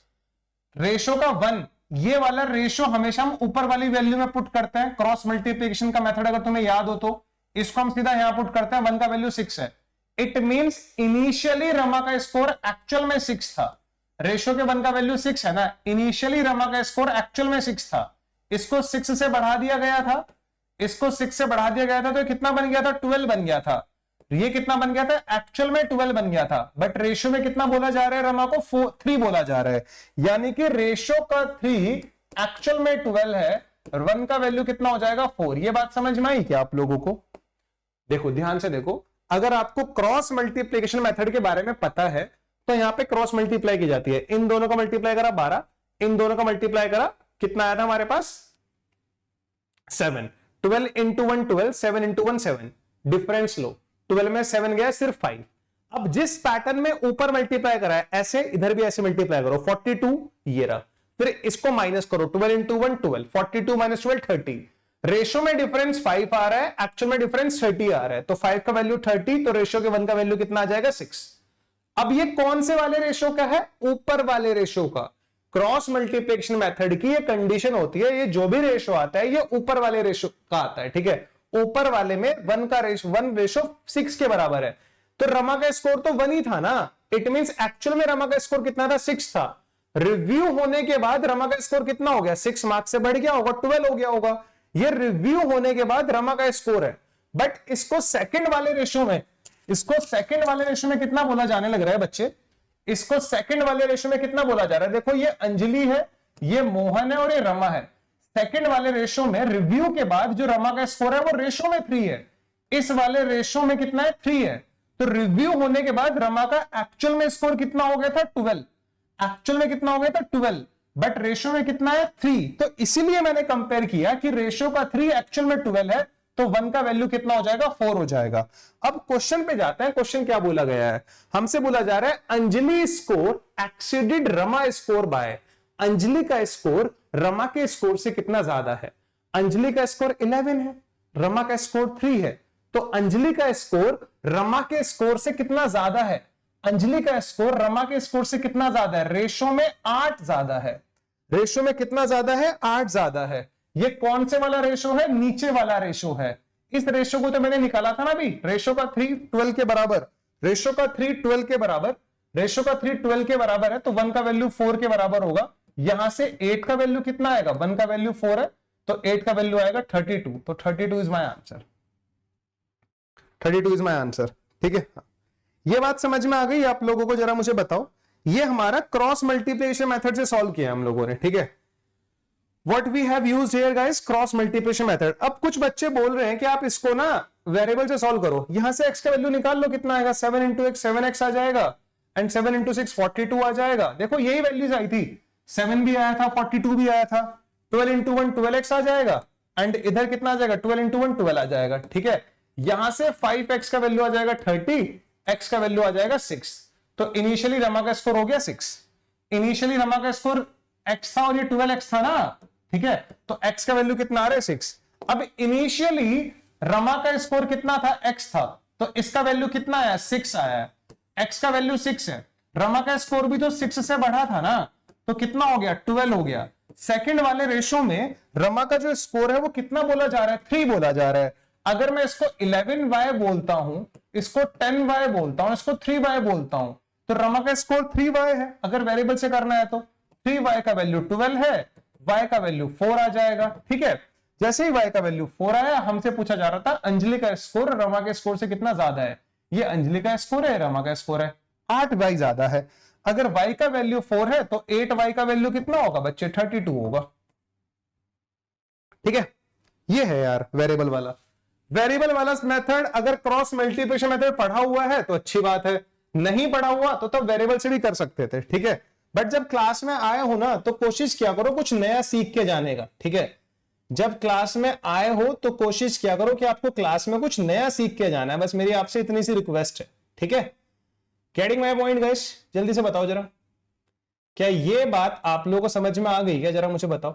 क्या ये बात आप लोगों को समझ में आ गई, यहां तक की बात क्लियर है। चलो जी आगे बढ़ते हैं जरा, ठीक है। हाँ चलो इधर आओ। Score of Amal and Bimal in an examination are in the ratio 11-14। Amal और बिमल, अमल और बिमल का जो रेशियो है वो 11-14 है, ठीक है। After an appeal their scores increases by the same amount and their new scores are in the ratio 47:56, ठीक है। This question is very similar to the previous question but previous question में value was clearly given, in previous question value was clearly given कि तीनों का score 6-6 marks से बढ़ाया गया। In previous question value was clearly given कि तीनों का जो स्कोर है वो 6-6 मार्क्स से बढ़ाया गया है, बट यहां पर वो वैल्यू क्लियर नहीं है। यहां पर हमें ये बोला जा रहा है after an appeal their scores increases by the same amount and their new score are in the ratio 47-56। उनका जो स्कोर है वो सेम अमाउंट से बढ़ाया गया है, उनका जो स्कोर है वो सेम अमाउंट से बढ़ाया गया है, ठीक है। तो वो अमाउंट नहीं पता, सेम अमाउंट से बढ़ाने के बाद मतलब अगर इसके मार्क्स में x मार्क्स ऐड किए गए तो इधर भी x मार्क्स ऐड किए गए दोनों। अब ये ऑलरेडी रेशो में था, ये तो ऑलरेडी रेशो में है ना, this is not the actual value, वैसे रेशो में इनिशियल इनका रेशो ये था, इसके भी मार्क्स x से बढ़ाए, इसके मार्क्स भी x से बढ़ाए और बढ़ने के बाद ये हो गया 47-56। बढ़ने के बाद ये कितना हो गया 47-56। Are you getting my point? ठीक है, ये बात आपको समझ में आने लग रही है क्या? बढ़ने के बाद ये कितना हो गया 47-56 हो गया। The ratio of Bimal's new score to that of his original score, Bimal का नया स्कोर और उसका ओरिजिनल स्कोर का रेशियो कितना होगा? बिमल का नया स्कोर और उसका ओरिजिनल स्कोर का रेशियो कितना होगा मुझसे पूछा जा रहा है। फोकस बिमल पे करना है, बिमल का नया स्कोर और उसका ओरिजिनल स्कोर का रेशियो कितना होगा हमसे पूछा जा रहा है, ठीक है। देखो कभी भी अगर क्वेश्चन में दोनों ऑलरेडी कोई चीज रेशियो में है सिमिलर, बहुत अच्छा क्वेश्चन है, ए और बी के इनिशियल मार्क्स का रेशियो था, दोनों में एक सेम क्वांटिटी ऐड करी गई, इधर भी x से बढ़ाया गया, इधर भी x से बढ़ाया गया, अब इनका रेशियो हो गया 47-56। जब दोनों में सेम क्वांटिटी ऐड किया जाता है तो इस मेथड को हम लोग बोलते हैं different same approach, DSA approach हम लोग इसको बोलते हैं, डिफरेंट सेम अप्रोच। इधर भी x ऐड किया गया, इधर भी x ऐड किया गया, तो we will apply different same approach here. Different same approach बड़ा इजी सा कॉन्सेप्ट है, डिफरेंट सेम अप्रोच बड़ा इजी सा कॉन्सेप्ट है। वो क्या बोलता है बच्चे, वो क्या बोलता है मैं आप लोगों को बता देता हूं। वो ये बोलता है कि इन दोनों के डिफरेंस से तो ऊपर वाले रेशियो का मल्टीप्लाई करो, इन दोनों के डिफरेंस से तो ऊपर वाले रेशियो का मल्टीप्लाई करो। 47-56 कितना डिफरेंस कितना है 9, और इन दोनों के डिफरेंस से नीचे वाले रेशियो का मल्टीप्लाई करो, कितना है 3, ठीक है। ये बात समझ में आ गई आप लोगों के? यहां तक की बात समझ में आ गई? यहां तक की बात समझ में आ गई? What we have applied in this question, different same approach। Sir different same approach कब लगाना है? नाम में ही क्लैरिटी है, डिफरेंट सेम। जब डिफरेंट सेम हो, सर किस किस का डिफरेंट सेम होना चाहिए बच्चे? इधर भी ये x क्वांटिटी से बढ़ाया गया था, इधर भी x क्वांटिटी से बढ़ाया गया था। अमल की नई वैल्यू और पुरानी वैल्यू का जो डिफरेंस है वही डिफरेंस विमल की नई वैल्यू और पुरानी वैल्यू का है, सेम क्वांटिटी से बढ़ाया गया था। जब भी दो रेशो को सेम क्वांटिटी से बढ़ाया जाता है और एक नया रेशो बनाया जाता है तब हम डिफरेंस सेम अप्रोच लगा सकते हैं। डिफरेंस सेम अप्रोच बड़ा इजी है, ऊपर वाले रेशियो के डिफरेंस से नीचे मल्टीप्लाई, नीचे वाले रेशियो के डिफरेंस से ऊपर मल्टीप्लाई। अब देखो आप चेक कर लेना, चाहे अगर आप बच्चे वाले मोड पे हो अभी, ठीक है, आप चेक कर लेना, वरना चेक करने की जरूरत नहीं है। 11 इंटू 9 कितना आएगा 99। 14 इंटू 9 अगर नहीं भी पता ना, 14 इंटू 9 अगर नहीं भी पता तो मत निकालना, निकालने की जरूरत नहीं है। मुझे पता है तुम्हारी हालत ऐसी है, तुम्हें 14 का टेबल भी याद नहीं होगा, मल्टीप्लाई करने मत लग जाना एग्जाम में, कटेगा ये, छोड़ेंगे नहीं हम इसको। क्योंकि जब हमें क्वेश्चन में हर जगह रेशो दिया हुआ है, जब क्वेश्चन में हमें हर जगह रेशो दिया हुआ है तो एग्जामिनर की औकात नहीं है कि वो रेशो के अलावा कुछ और पूछ ले, ठीक है। एग्जामिनर की औकात नहीं है कि वो रेशो के अलावा कुछ और पूछ ले। अगर उसने यहां पर भी रेशो दिया है और उसने यहां पर भी रेशो दिया हुआ है तो बच्चे वो जो पूछेगा ना वो भी रेशो में ही पूछेगा, जो वो पूछेगा ना वो भी रेशो में ही पूछेगा। ये बात ध्यान रखना आप लोग, ठीक है। 11 इंटू 9 99, 14 इंटू 9 ये रहा, 47 इंटू 3 मुझे नहीं पता, वैसे पता है 141 होता है। 56 इंटू 3 तुम्हें नहीं पता होगा, वैसे 168 होता है। 14 इंटू 9 126 होता है, चेक कर लो। 99 141 डिफरेंस 42, 126 168 डिफरेंस 42। हमने तो क्वेश्चन ही प्रूफ कर दिया उल्टा। बट ये काम एग्जाम में मत कर, ये काम एग्जाम में मत करने लग जाना। तुम्हें वहां किसी के सामने कोई प्रूफ नहीं करना। हमें क्या निकालना था? बिमल का नया स्कोर, ये रहा बिमल का नया स्कोर, बिमल का नया score to that of his original score, ये रहा उसका ओरिजिनल स्कोर। 14 इंटू 9, 14 4 जा 3 3 जा 4:3 आंसर उठाओ, ठीक है। बताइए जरा, यहां तक की बात आप लोगों को क्लियर है क्या? ठीक है, यहां तक की बात आप लोग क्लियर है क्या? ठीक है, चलो नेक्स्ट क्वेश्चन देखते हैं जरा, ठीक है। पढ़ना जरा इसको, मैं पानी लेके आया।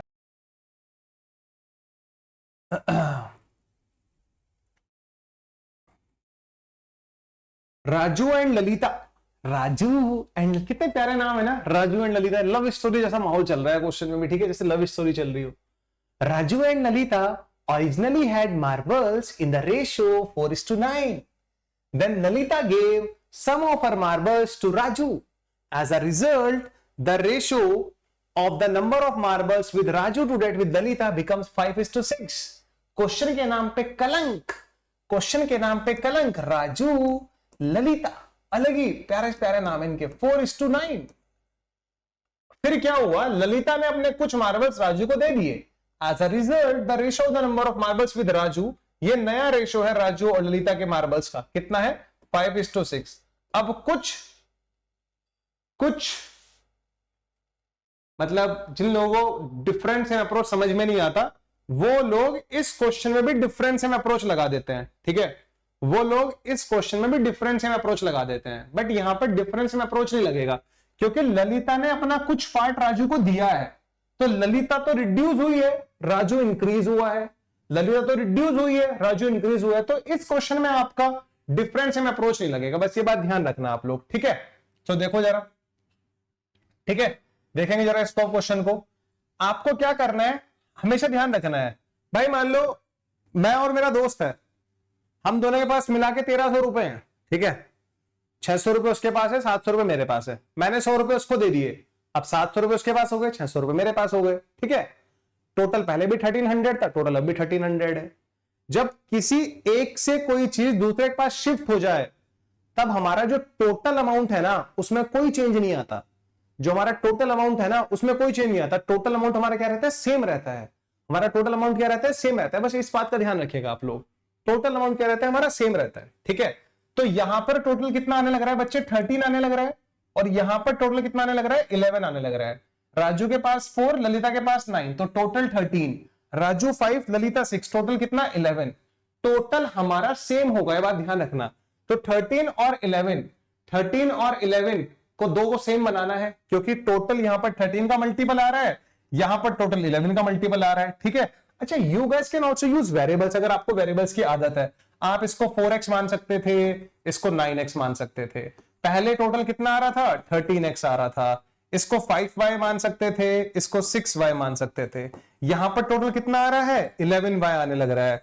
कॉन्सेप्ट क्या था इस क्वेश्चन का, कि हमें यह पता होना चाहिए जब किसी एक बंदे से कुछ अमाउंट दूसरे के पास चला जाता है, तो दोनों का टोटल सेम रहता है। ऊपर टोटल 13x, नीचे टोटल 11y, तो 13x 11y के बराबर है। यहां से x और y का रेशो आ जाता है 11/13, तो x को 11 से मल्टीप्लाई कर देते, ठीक है, x वाले को 11 से मल्टीप्लाई कर देते, इसको 11 से मल्टीप्लाई कर देते, और इसको भी 11 से मल्टीप्लाई कर देते, y की जगह 13 रख देते, ये 6 इंटू 13 हो जाता, ये 5 इंटू 13 हो जाता। तो ये वेरिएबल वाला अप्रोच है, मैं ऐसे करता नहीं हूं एक्चुअल में, ठीक है, मैं ऐसे करता नहीं हूं। मैं क्या करता, मुझे पता है राजू ललिता का सम 13 है, यहां पर लालू ललिता का सम 11 है।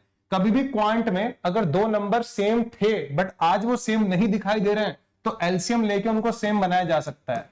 तो 13 और 11 का जो एलसीएम होता है, नहीं भी पता तो दोनों को मल्टीप्लाई कर दो, 143। जरूरी नहीं है कि एलसीएम ही लेना है, दोनों को सेम बनाना है। तो 13 इंटू 143 होता है। इसको 11 से मल्टीप्लाई करना है, इसको 13 से मल्टीप्लाई करना है। 11 इंटू 9, तो इनिशियली ललिता के पास इतना मार्बल्स था। 11 इंटू 4, इनिशियली राजू के पास 44 मार्बल्स था। 13 इंटू 6, अब ललिता के पास 78 मार्बल्स बचा है। 13 इंटू 5, 65, और इसके पास 65 मार्बल्स बचा है। ललिता के पास 29 था, 78 बचा, तो उसने कितना दिया राजू को, 21 दिया। आप देख लो 44 से 65 हुआ है, ये भी 21 इंक्रीज हो रहा है। अगर ललिता 21 से कम हो रही है, तो राजू 21 से बढ़ता हुआ नजर आने लग रहा होगा आप लोगों को। अगर ये नंबर्स इक्वल आ रहे हैं, तो इट मींस जो आपने किया है वो बिल्कुल ठीक किया है। इट मींस जो आपने किया है वो बिल्कुल ठीक किया है। अब आपको कुछ नहीं करना। What fraction of her original number of marbles was given by Lalita to Raju. Question की लैंग्वेज अगर समझ में नहीं आएगी तो कराया क्वेश्चन गलत करके आ जाओगे, ठीक है।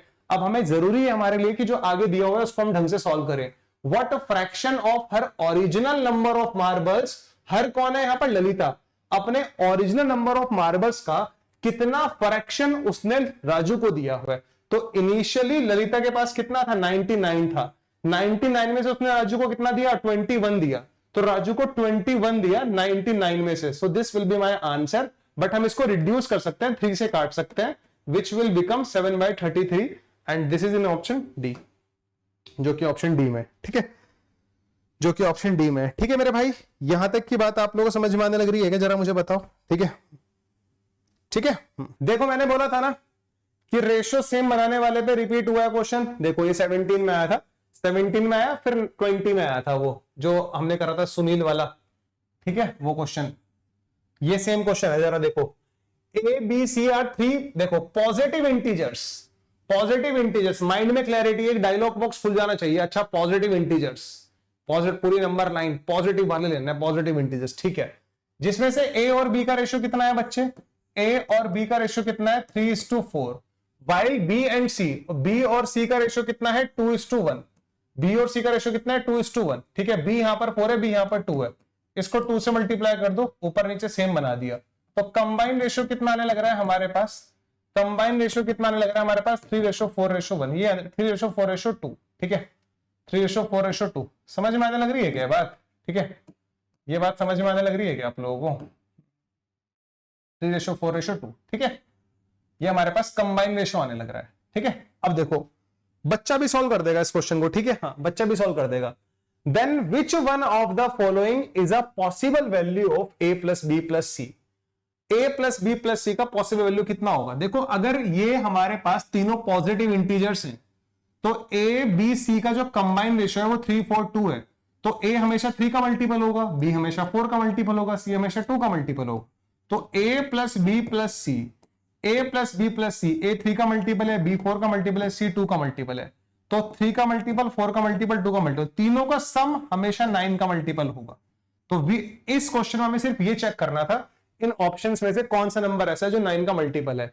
9 का डिविजिबिलिटी रूल क्या होता है बच्चे, डिजिट सम, उस नंबर का जो डिजिट सम है वो भी 9 से डिवाइड होना चाहिए। डिजिट सम 3 आने लग रहा है, नहीं ये तो नहीं होगा, डिजिट सम 7 आने लग रहा है, नहीं ये भी नहीं होगा, डिजिट सम 9 आने लग रहा है, 207 is the possible value of a plus B plus C, 207 is the possible value of a plus B plus C. इस क्वेश्चन को देखने के बाद तुम्हें बिल्कुल नहीं लग रहा होगा कि हाँ यार ये कैट का क्वेश्चन है क्या, इस क्वेश्चन को देखने के बाद तुम्हें बिल्कुल भी नहीं लग रहा होगा कि ये कैट का क्वेश्चन है क्या, ठीक है, बड़ा इजी लग रहा होगा, मतलब ठीक है, बड़ा इजी लग रहा होगा, ठीक है। चलो नेक्स्ट क्वेश्चन देखते हैं, क्वेश्चन नंबर 8, इसको देखो जरा, ये भी बड़ा इजी क्वेश्चन है गाइस, ठीक है, ये भी बड़ा इजी क्वेश्चन है।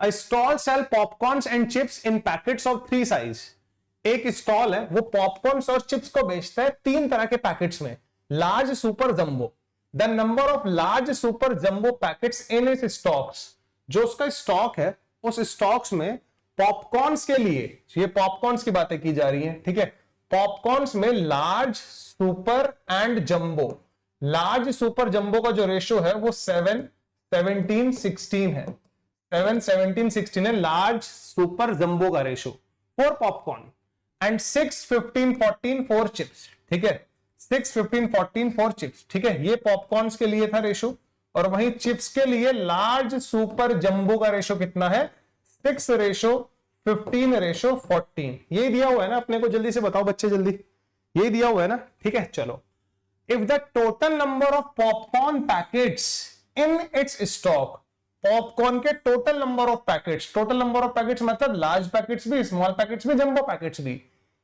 if the total number of popcorn packets in its stock is the same as that of chips packet, जो पॉपकॉर्न के पैकेट्स हैं और चिप्स के पैकेट्स हैं, टोटल पैकेट्स वो सेम है। अभी मेरे अकॉर्डिंग टोटल पैकेट्स कितने आने लग रहे हैं, मतलब you guys can also use variable, आप इसको x, इसको x, इसको x, इसको y, इसको y, इसको y, इन तीनों के सम को जो भी आएगा x की टर्म में उसको यहां से y से इक्वेट कर दोगे, वहां से x और y का रेशियो आ जाएगा, वो पुट कर दोगे, वो काम भी कर सकते हो। बट 7 और 17 16 जरा ऐड करना, कितना आने लग रहा है ये 40, यहां पे टोटल सम कितना आने लग रहा है 40, 20 और 35, यहां पे टोटल सम कितना आने लग रहा है 35, ठीक है। अकॉर्डिंग टू क्वेश्चन जो total number of popcorn packets हैं और total number of chips packet है वो सेम है, बट ये तो 40 और 35 आने लग रहा है, तो क्यों ना इनका एलसीएम लिया जाए। So what is the LCM of 40 and 35 guys, what is the LCM of 40 and 35, 40 और 35 का एलसीएम कितना होगा, विच इज 280 होगा, तो 40 को अगर 280 बनाना है तो 7 से मल्टीप्लाई कर दो, 280 बन गया, इसको 8 से मल्टीप्लाई करना पड़ेगा, 7 से मल्टीप्लाई करना है तो यानी कि हर एक को इंडिविजुअली 7 से मल्टीप्लाई करना पड़ेगा, हर एक को इंडिविजुअली 8 से मल्टीप्लाई करना पड़ेगा, बताओ, यहां तक की बात समझ में आ गई क्या? ठीक है, ठीक है, हाँ। Then the number of jumbo popcorn packets, jumbo popcorn packets ये रे, and jumbo chips packet, jumbo chips packet ये रे। जंबो पॉपकॉर्न पैकेट्स कितना आने लग रहे हैं? 16 into 7, and jumbo popcorn packets कितना लग रहे हैं? 14 इंटू 8, 8 बन जाए 8, 8 टू 16, 7 बन जाए 7, 7 टू 14, 2 से 2 कटा 1:1 हमारा आंसर, 2 से 2 कटा 1:1 हमारा आंसर, ठीक है, 2 से 2 कटा 1:1 हमारा आंसर। बताओ जरा, ये बात आपको समझ में आने लग रही है क्या बच्चे? जल्दी से बताओ जरा, यहां तक की स्टोरी आप लोग क्लियर है? जल्दी बताओ कमेंट सेक्शन में, कमेंट सेक्शन में आग लगा दो, कमेंट सेक्शन में आग लगा दो। अरुण शर्मा की बुक का क्वेश्चन है सर, ये कैट में आया हुआ क्वेश्चन है भाई, ठीक है, किसी की बुक का क्वेश्चन नहीं है, ये कैट में आया हुआ क्वेश्चन है, हाँ, ये कैट में आया हुआ क्वेश्चन है, ठीक है। चलो, this is our next question. ये भी क्वेश्चन बड़ा प्यारा क्वेश्चन है। Suppose C1, C2, C3, C4 and C5 are 5 companies. The profits made by C1, C2, C3 are in the ratio. C1 और C2 और C3 का जो प्रॉफिट का रेशियो है वो 9, 10, 8 है। While the profit made by C2, while the profit made by C2, C4 and C5 का जो रेशियो है वो 18, 19 और 20 है, ठीक है। एक रेशो ये दिया हुआ है, एक रेशो वो दिया हुआ है, इन दोनों रेशो में C2 कॉमन है, C2 यहां पर 10 है, यहां पर 18 है, पॉसिबल ही नहीं है। अगर C2 जो दोनों जगह सेम है तो यहां पर भी तो दोनों जगह सेम होना चाहिए ना। मल्टीप्लाई करो 9 से, 10 और 18 का एलसीएम कितना होता है? कभी भी दो नंबर को अगर सेम बनाना है तो एलसीएम ले लो उनका। 10 और 18 का एलसीएम कितना आता है? 90। तो मल्टीप्लाई करो इसको 9 से, 9, 9, 9, ये बना 90, 81, 90, 72, इसको 90 बनाओ, 5, 5, 5, ये बना 90, ये बना 95, ये बना 100। Yes, if C5 has made a profit of 19 CR more than C1, if C5 has made a profit of 19 CR more than C1, ये रिलेट करने के लिए दिया हुआ है। C5 का प्रॉफिट कितना है? 100, C1 का प्रॉफिट कितना है? 81। 181 से कितना ज्यादा है? 19 ज्यादा है। इस 19 का वैल्यू कितना दिया हुआ है? 19 CR। रेशो में जो 19 है वो एक्चुअल में 19 CR है, तो रेशो के 1 का वैल्यू 1 CR है। रेशो के 1 का वैल्यू 1 CR है। Are you getting my point? Ratio के 1 का वैल्यू 1 CR है ना। Total profit made by all the 5 companies, पांचों की पांचों कंपनीज का टोटल प्रॉफिट कितना है? ऐड कर लो ना, C1, C2, C3, इन तीनों को ऐड कर लो। C4, C5 का 195, 195 में इसको जोड़ो जरा, कितना आ जाएगा हमारे पास? 285, 285 में इन दोनों को जोड़ो 153 को, 285 में 153 को जोड़ो, कितना आ जाएगा? 438, 438। रेशो में 438 आने लग रहा है, 1 का वैल्यू 1 CR है, तो रेशो के 438 का वैल्यू 438 CR होगा। ऑप्शन ए, ऑप्शन ए, ठीक है। बताओ जरा, यहां तक की बात आपको क्लियर है क्या बच्चे? जल्दी से बताओ जरा, यहां तक की बात आप लोगों को क्लियर है क्या? जल्दी से बताओ, is it clear to everyone? ठीक है, ये भी बड़ा इजी क्वेश्चन था, ठीक है। अच्छा, अगले क्वेश्चन देखते हैं जरा पहले, ठीक है, इसको देख लेते हैं।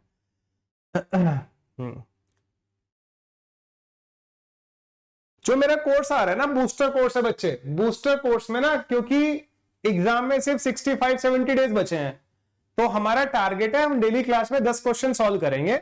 और 10 क्वेश्चन में जो हम करेंगे ना, हम थोड़ा सा क्या करेंगे यार, आपको क्वेश्चंस की प्रैक्टिस कराएंगे, क्योंकि 60 डेज में आप कॉन्सेप्ट भी कवर नहीं कर सकते, ठीक है। सिर्फ हम प्रैक्टिस कराएंगे क्वेश्चंस की, हाँ क्वेश्चंस वो अच्छे रहेंगे, ठीक है।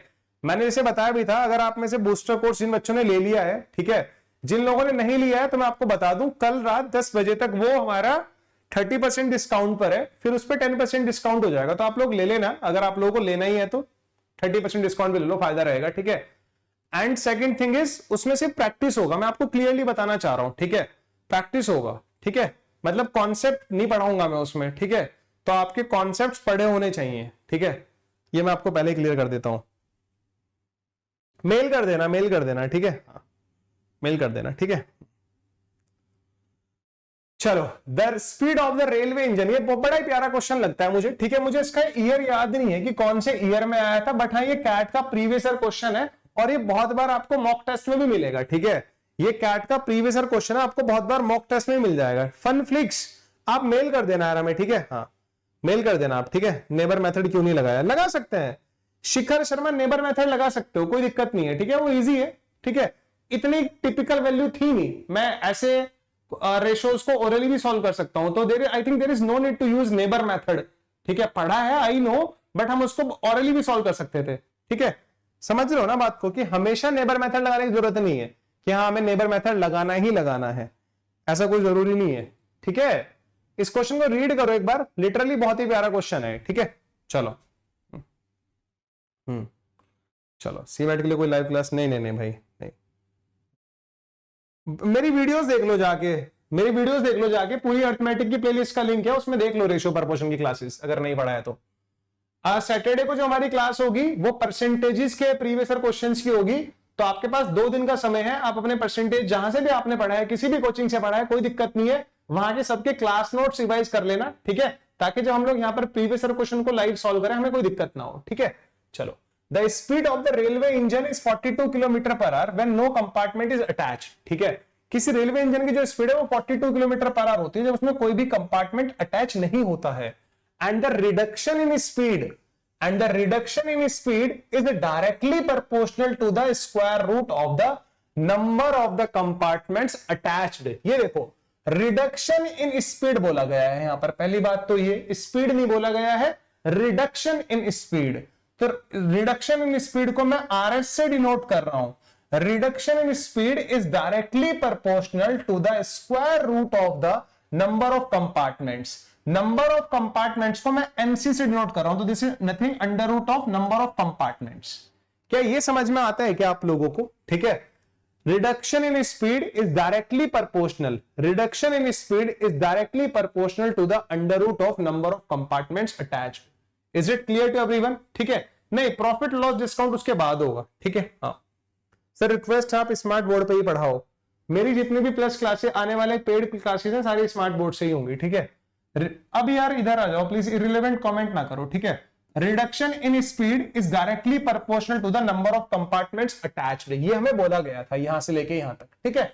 चलो अच्छा, प्रोपोर्शनलिटी का साइन हटता है तो क्या आता है, रिडक्शन इन स्पीड, प्रोपोर्शनलिटी का साइन हटा तो के को हम लोग कांस्टेंट मान लेते हैं, under root number of compartments attached. Speed of train carried by this engine is 24 kilometre per hour when 9 compartments are attached. देखो खाली इंजन की स्पीड कितनी थी 42, खाली इंजन की स्पीड कितनी थी 42, बट ये 42 का जो इंजन है, इंजन 42 की स्पीड से भाग रहा था।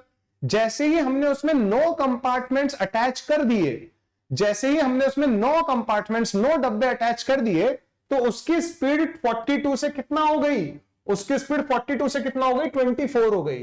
तो what is the difference between 42 and 24, क्योंकि हमें तो रिडक्शन लेना है, हमारे इसमें क्या है reduction in speed.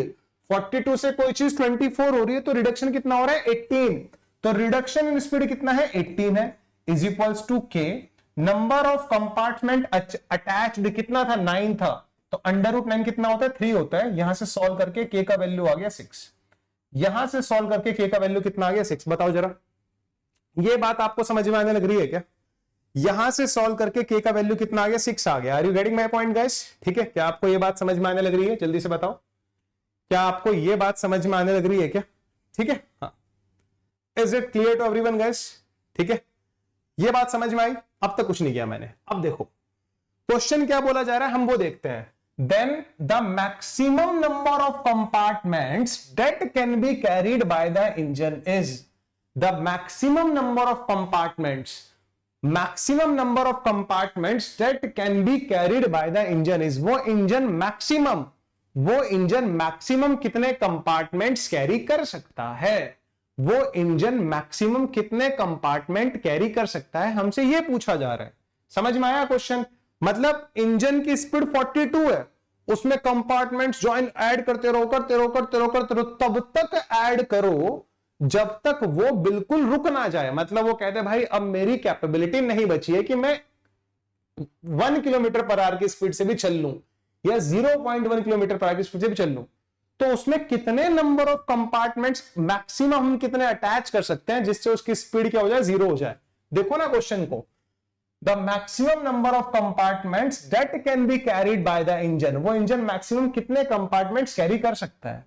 It means जो इंजन की स्पीड है वो 42 है, ये इंजन की स्पीड 42 से हमें क्या बनानी है, 0 बनानी है ना। 42 से कितना बनानी है, 0 बनानी है ना, ठीक है, ठीक है, 42 से 0 बनानी है, ठीक है। अब जरा ध्यान दो, हमें रिडक्शन कितना करना है, 42 का करना है, 42 का करना है।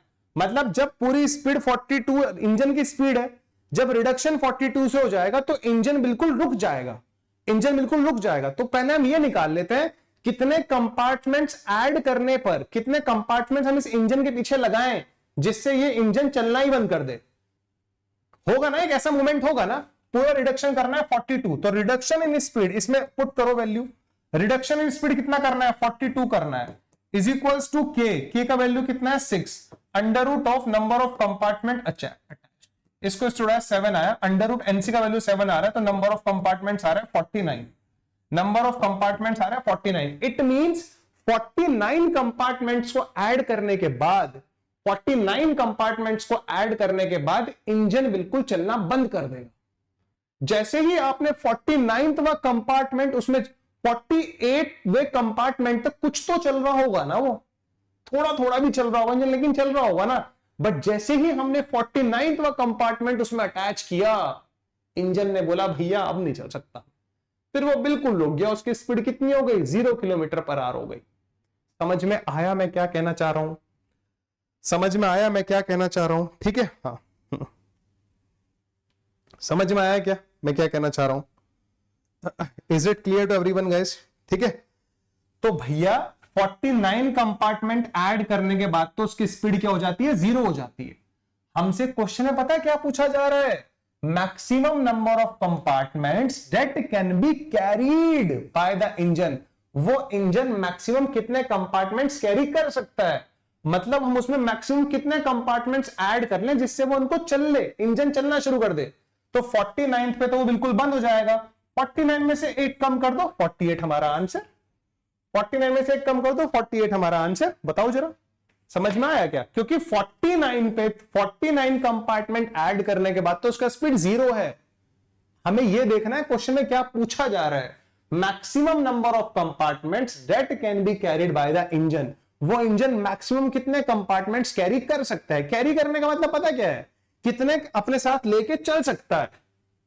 तो 49 पे तो स्पीड 0 हो जाएगा, क्योंकि स्पीड रिडक्शन पूरा किया हम लोगों ने 42, रिडक्शन इन स्पीड 42 बराबर के अंडर रूट एनसी, तो 49 पे स्पीड 0, 49 से 1 हटा दो ना, तो 48 कैरी कर सकता है, 48 कैरी कर सकता है, ठीक है। हाँ बताइए जरा, यहां तक की स्टोरी समझ में आने लग रही है आप लोगों को, यहां तक की स्टोरी आप लोगों को समझ में आने लग रही है क्या, जल्दी बताइए, is it clear to everyone guys, ठीक है, ठीक है, is it clear to everyone. चलो, if 4x plus 3y dot y minus 6x is equals to 14:1, then find the value of 2x by y। बड़ा ही इजी क्वेश्चन है, and I think ratio का question है ये, ठीक है, तुम इतना तो समझ ही गए होंगे ये रेशो का क्वेश्चन है। तो हमें क्या दिया हुआ जरा देख लो, 4x plus 3y upon y minus 6x का जो रेशो दिया हुआ है वो 14/1 दिया हुआ है।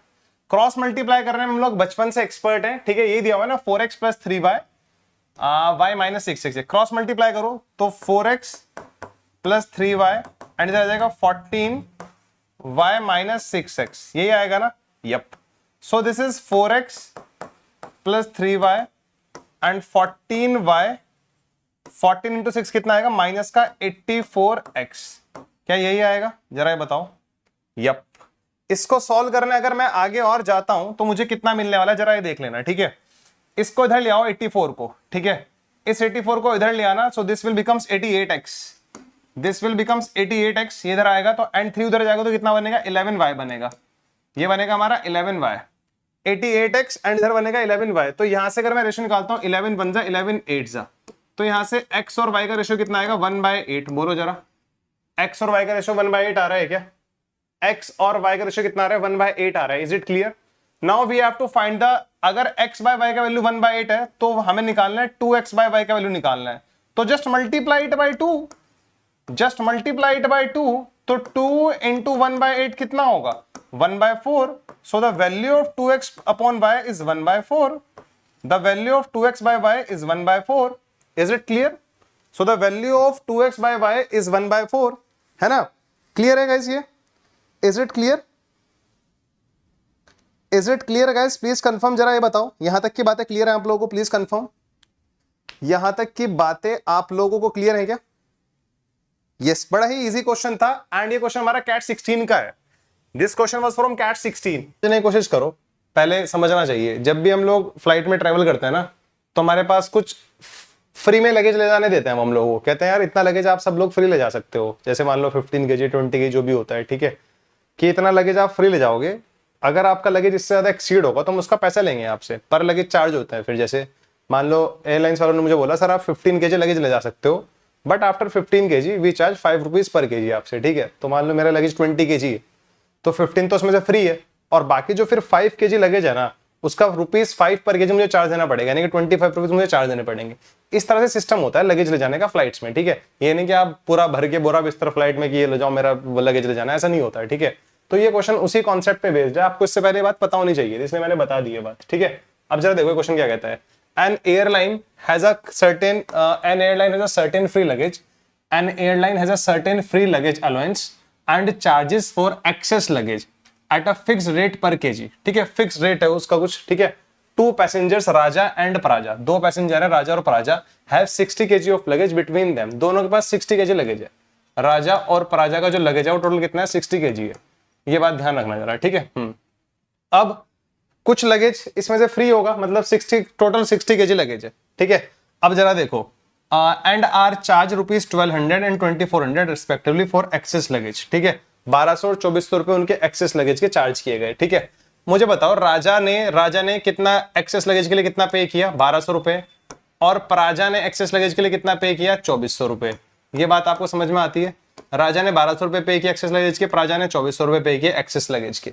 तो अगर इसका एक्सेस लगेज, सिंपल सी बात है, प्राजा डबल अमाउंट पे कर रहा है एक्सेस लगेज के लिए, ठीक है, ये बात यहां पर मेंशन्ड है, and R charge ₹1200 and 2400 respectively for excess luggage, this is for excess luggage guys, ये एक्सेस लगेज का है, ठीक है। 1200 और 2400 रुपए उन्होंने एक्स्ट्रा पे किए एक्सेस लगेज के लिए।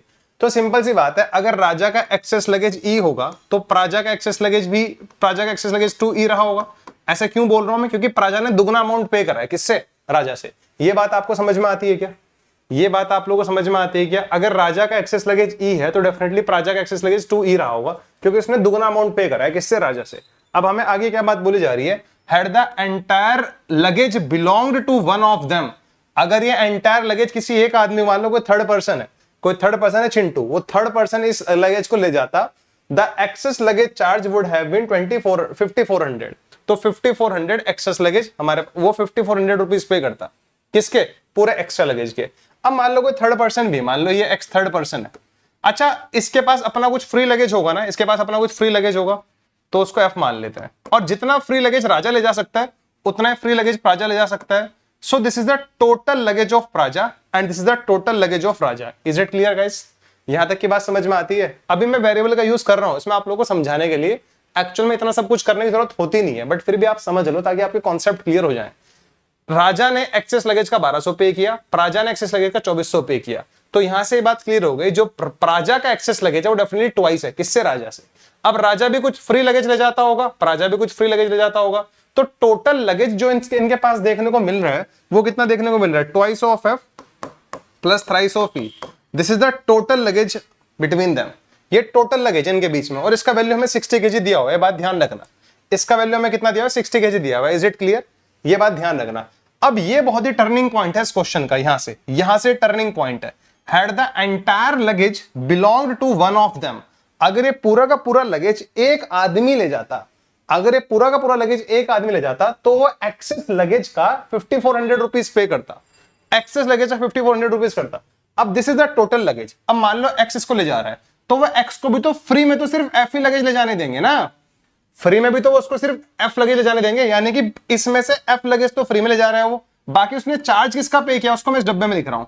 उसने F+3E, ये चार्जेबल है बिकॉज ये एक्सेस में है, ये इसके पास एक्सेस में जो थर्ड पर्सन था ये एक्स, इसको फ्री में कितना ले जाने देंगे, वो इसको फ्री में तो एफ ही ले जाने देंगे ना, एक्सेस उसके पास ये, इसका उसने कितना पे किया, 5400 रुपीज पे किया है, हाँ ना, इसका उसने 5400 रुपीज पे किया है, और ई अगर एक्सेस लगेज है तो उसका 1200 होता है, और F+3 का कितना है 5400 है। तो यहां से क्लैरिटी आ गई अपने को, कोई दिक्कत नहीं है। देखो जरा देखो, अगर ई एक्सेस लगेज 1200 रुपए देने पड़ते हैं एक्सेस के, और F+, ध्यान देना,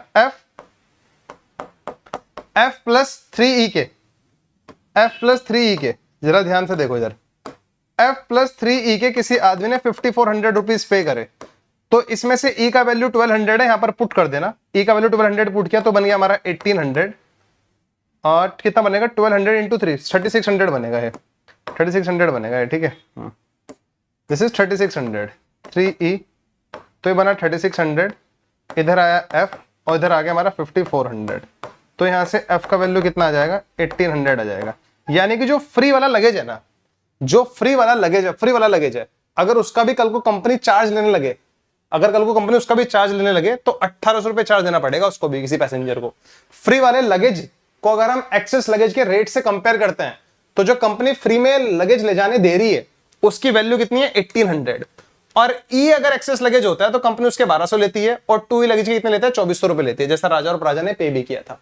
तो इट मींस राजा के पास टोटल लगेज कितने अमाउंट का है, F+E, राजा के पास जो टोटल अमाउंट है वो कितने अमाउंट का है।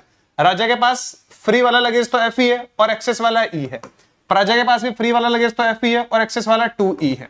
E की वैल्यू कितनी थी गाइस 1200, F की वैल्यू कितनी थी 1800, 1800 प्लस 1200 यानी कि 3000 रुपए का लगेज है इसके पास, टोटल इसके पास 3000 रुपए का लगेज है।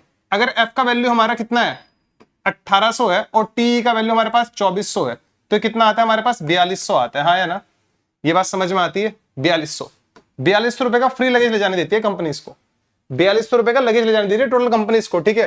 तो राजा और प्राजा के पास जो लगेज का रेशो है, राजा और प्राजा के पास जो लगेज का रेशो है वो कितना, जरा देखना, यहां तक की बात समझ में आती है आप लोगों को, यहां तक की बात आप लोगों को समझ में आती है, जरा बताओ, यहां तक की बात आप लोग समझ में आती है। राजा के पास 3000 रुपए का लगेज है, प्राजा के पास 4200 रुपए का लगेज है, 6s कोड आया तो कितना है 5/7, यानी कि इनके पास जो लगेज है उसका रेशो कितना है 5/7 है, इनके पास जो रेशो है, इनके पास जो लगेज है उसका रेशो कितना है 5/7, क्योंकि राजा के पास फ्री वाला लगेज तो F था, एक्सेस वाला लगेज E था।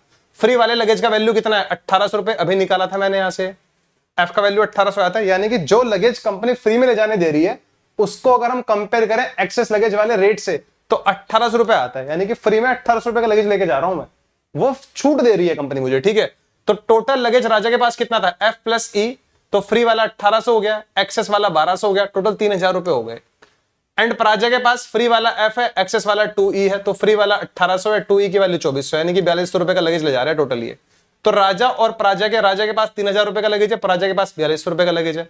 5:7 is the ratio of their luggage, 5:7 is the ratio of their luggage, यहां तक की बात समझ में आ रही है, ठीक है, हाँ ठीक है, हाँ। तो 5:7 is the ratio of their luggage, total luggage कितना हमारे पास 60 kg है, तो 60 kg को जरा 5:7 के रेशियो में ब्रेक कर दो तो कितना आएगा, ये राजा का है ये प्राजा का है, तो कितना आ जाएगा 25 एंड 35, 60 kg को मैंने 5:7 के रेशियो में ब्रेक कर दिया, तो प्राजा के पास कितना kg लगेज है, प्राजा के पास कितना लगेज है 35 kg, is it clear.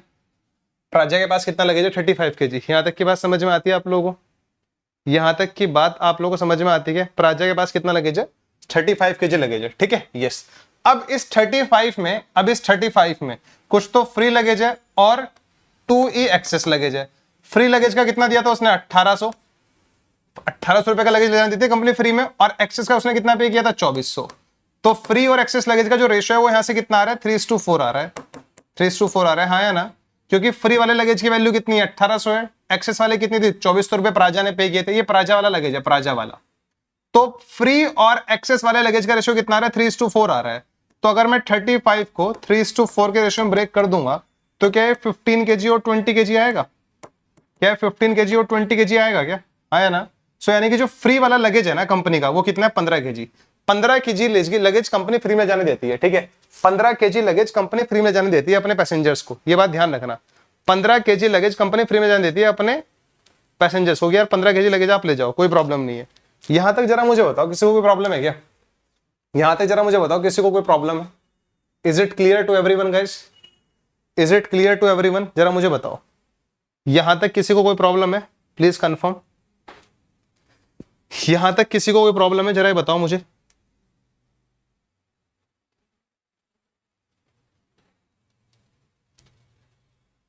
Clear है, बहुत ही बढ़िया, वेरी गुड। ठीक है, इसको सॉल्व करो।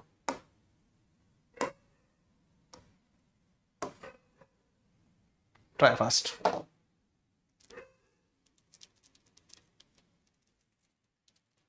देखते हैं, बड़ा इजी क्वेश्चन है, इतनी बड़ी कोई प्रॉब्लम नहीं है। ठीक है, ये भी हमारा कैट 2001 का क्वेश्चन है गाइस। कैट 2001 में क्वेश्चन आया था ये।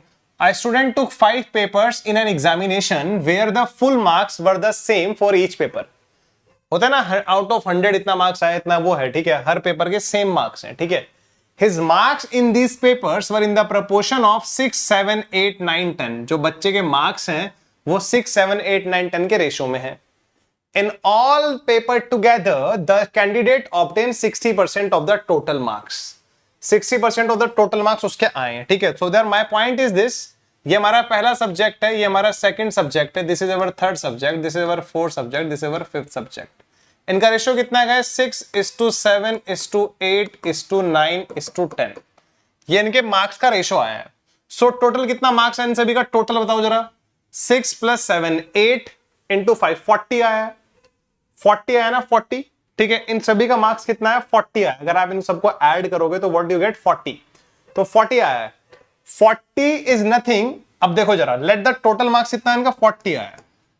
ठीक है, 40 आए, कोई प्रॉब्लम नहीं है इसमें। In all papers together the candidate in all paper together the candidate obtain 60% of the total marks. 60% of the total marks. It means this 40 is the 60% of the total marks. 40 is the 60% of the total marks. ठीक है, ये 40 60% है total marks का। ठीक है, तो मेरा मानना ये है, इस 40 को क्यों ना आप 6 का या 3 का मल्टीपल बना लो। ठीक है, तो मैंने क्या किया, इस रेशो को ना मैंने इस रेशो को 3 से मल्टीप्लाई कर दिया, ऐसे ही फील लेके। ठीक है, इसको रेशो को 3 से मल्टीप्लाई कर दिया, कोई दिक्कत नहीं। अगर ये 3 से मल्टीप्लाई हो गया, ये भी 3 से मल्टीप्लाई हो गया, ये भी 3 से मल्टीप्लाई हो गया, ये भी 3 से मल्टीप्लाई हो गया, ये भी 3 से मल्टीप्लाई हो गया। इट मींस अगर मैंने हर एक को 3 से मल्टीप्लाई किया है तो our total also becomes 120 and this 120 is nothing 60% of the total marks. तो now 60% of the total marks is nothing, कितना है? 120। तो यहां से मेरे टोटल मार्क्स कितने आ जाएंगे? 200 आ जाएंगे। यहां से मेरे टोटल मार्क्स कितने आ जाएंगे? 200। हाँ या ना? 200 मेरे टोटल मार्क्स हैं इन पांचों पेपर के। 200 is my total marks in all these 5 exams. तो 200 अगर पांचों पेपर के हमारे टोटल मार्क्स हैं तो पर एग्जाम कितना आ गया हमारा? 40 आ गया। तो out of 40 in subject 1 he got 80। यहां पर 21 आए हैं 40 में से, यहां पर 24 आए हैं 40 में से, यहां पर 27 आए हैं 40 में से, यहां पर 30 आए हैं 40 में से। सो अब जरा निकाल लेते हैं 50% marks in how many subjects, in how many papers he got more than 50% marks. तो 40 का 50% कितना होता है? 40 का 50% होता है 20। ऐसे कितने सब्जेक्ट्स हैं जिसमें उसके 20 से ज्यादा मार्क्स आए हैं? 20 ज्यादा मार्क्स आए तो 1 2 3 4। So there are 4 subjects in which he scores 50%, more than 50% marks. There are 4 subjects in which he score more than 50% marks. Is it clear? क्या ये बात आप लोगों को समझ में आती है क्या? क्या ये बात आप लोगों को समझ में आती है? हाँ या ना? जरा बताओ, क्या ये बात आप लोगों को समझ में आती है क्या? Please confirm it guys, please confirm it guys. हाँ या ना? चलो, बहुत ही बढ़िया, वेरी गुड। हाँ, मतलब ये मैंने अज्यूम कर लिया था एक्चुअल में, ये ना हमें दे रखा था, ये जो इनके मार्क्स आए थे ना पर ये जो आ रखे थे 6 7 8 9 10, इन सभी का सम आया 40 और ये 40 60% दे रखा है टोटल मार्क्स का। 60% को अगर मैं थोड़ा सोचता हूं तो 60% आता है 3/5 अगर आप लोगों ने परसेंटेज ढंग से पढ़ा है तो this number must be a multiple of 3, otherwise ये प्रॉब्लम देगा, फ्रैक्शन बनेगी। 60% कितना होता है? 3/5 होता है ना, तो मैंने थोड़ा दूर से सोच लिया था इसको। So definitely this number is multiple of 3 होगा तो इजी पड़ जाएगा, तो इसलिए मैंने इसको रेशियो को 3 से मल्टीप्लाई कर दिया। कोई पंगा नहीं है, रेशियो में है ना, 3 से मल्टीप्लाई कर दो। So this will becomes 18 21 24 27 30। अब अगर 60% किसी नंबर का 120 है, अगर उन सभी का 60% 120 के बराबर है, तो हमारा टोटल कितना आएगा? 60% ऑफ टोटल मार्क्स बराबर 120, तो हमारे टोटल मार्क्स कितना आ गए? 200। 200 हमारे मार्क्स है 5 सब्जेक्ट्स के, तो हर एक सब्जेक्ट में हमारे मार्क्स कितने होंगे? हमारे हर एक सब्जेक्ट में मार्क्स कितने होंगे? 40 होंगे। तो 40 इज द पर सब्जेक्ट स्कोर, मैक्सिमम मार्क्स, ठीक है। तो out of 40 he got 18 here, he got 21 here, he got 24 here, he got 27 here, he got 30 here. So in how many papers in which he got more than 50% marks? तो 40 का 50% कितना होता है? 20। तो कितने पेपर्स में उनका 20 से ज्यादा था? इसमें, इसमें, इसमें, इसमें। So there are 4 papers. Option C is the correct answer. Here option C is the correct answer, guys. Is it clear? Is it clear? Is it clear to everyone? हाँ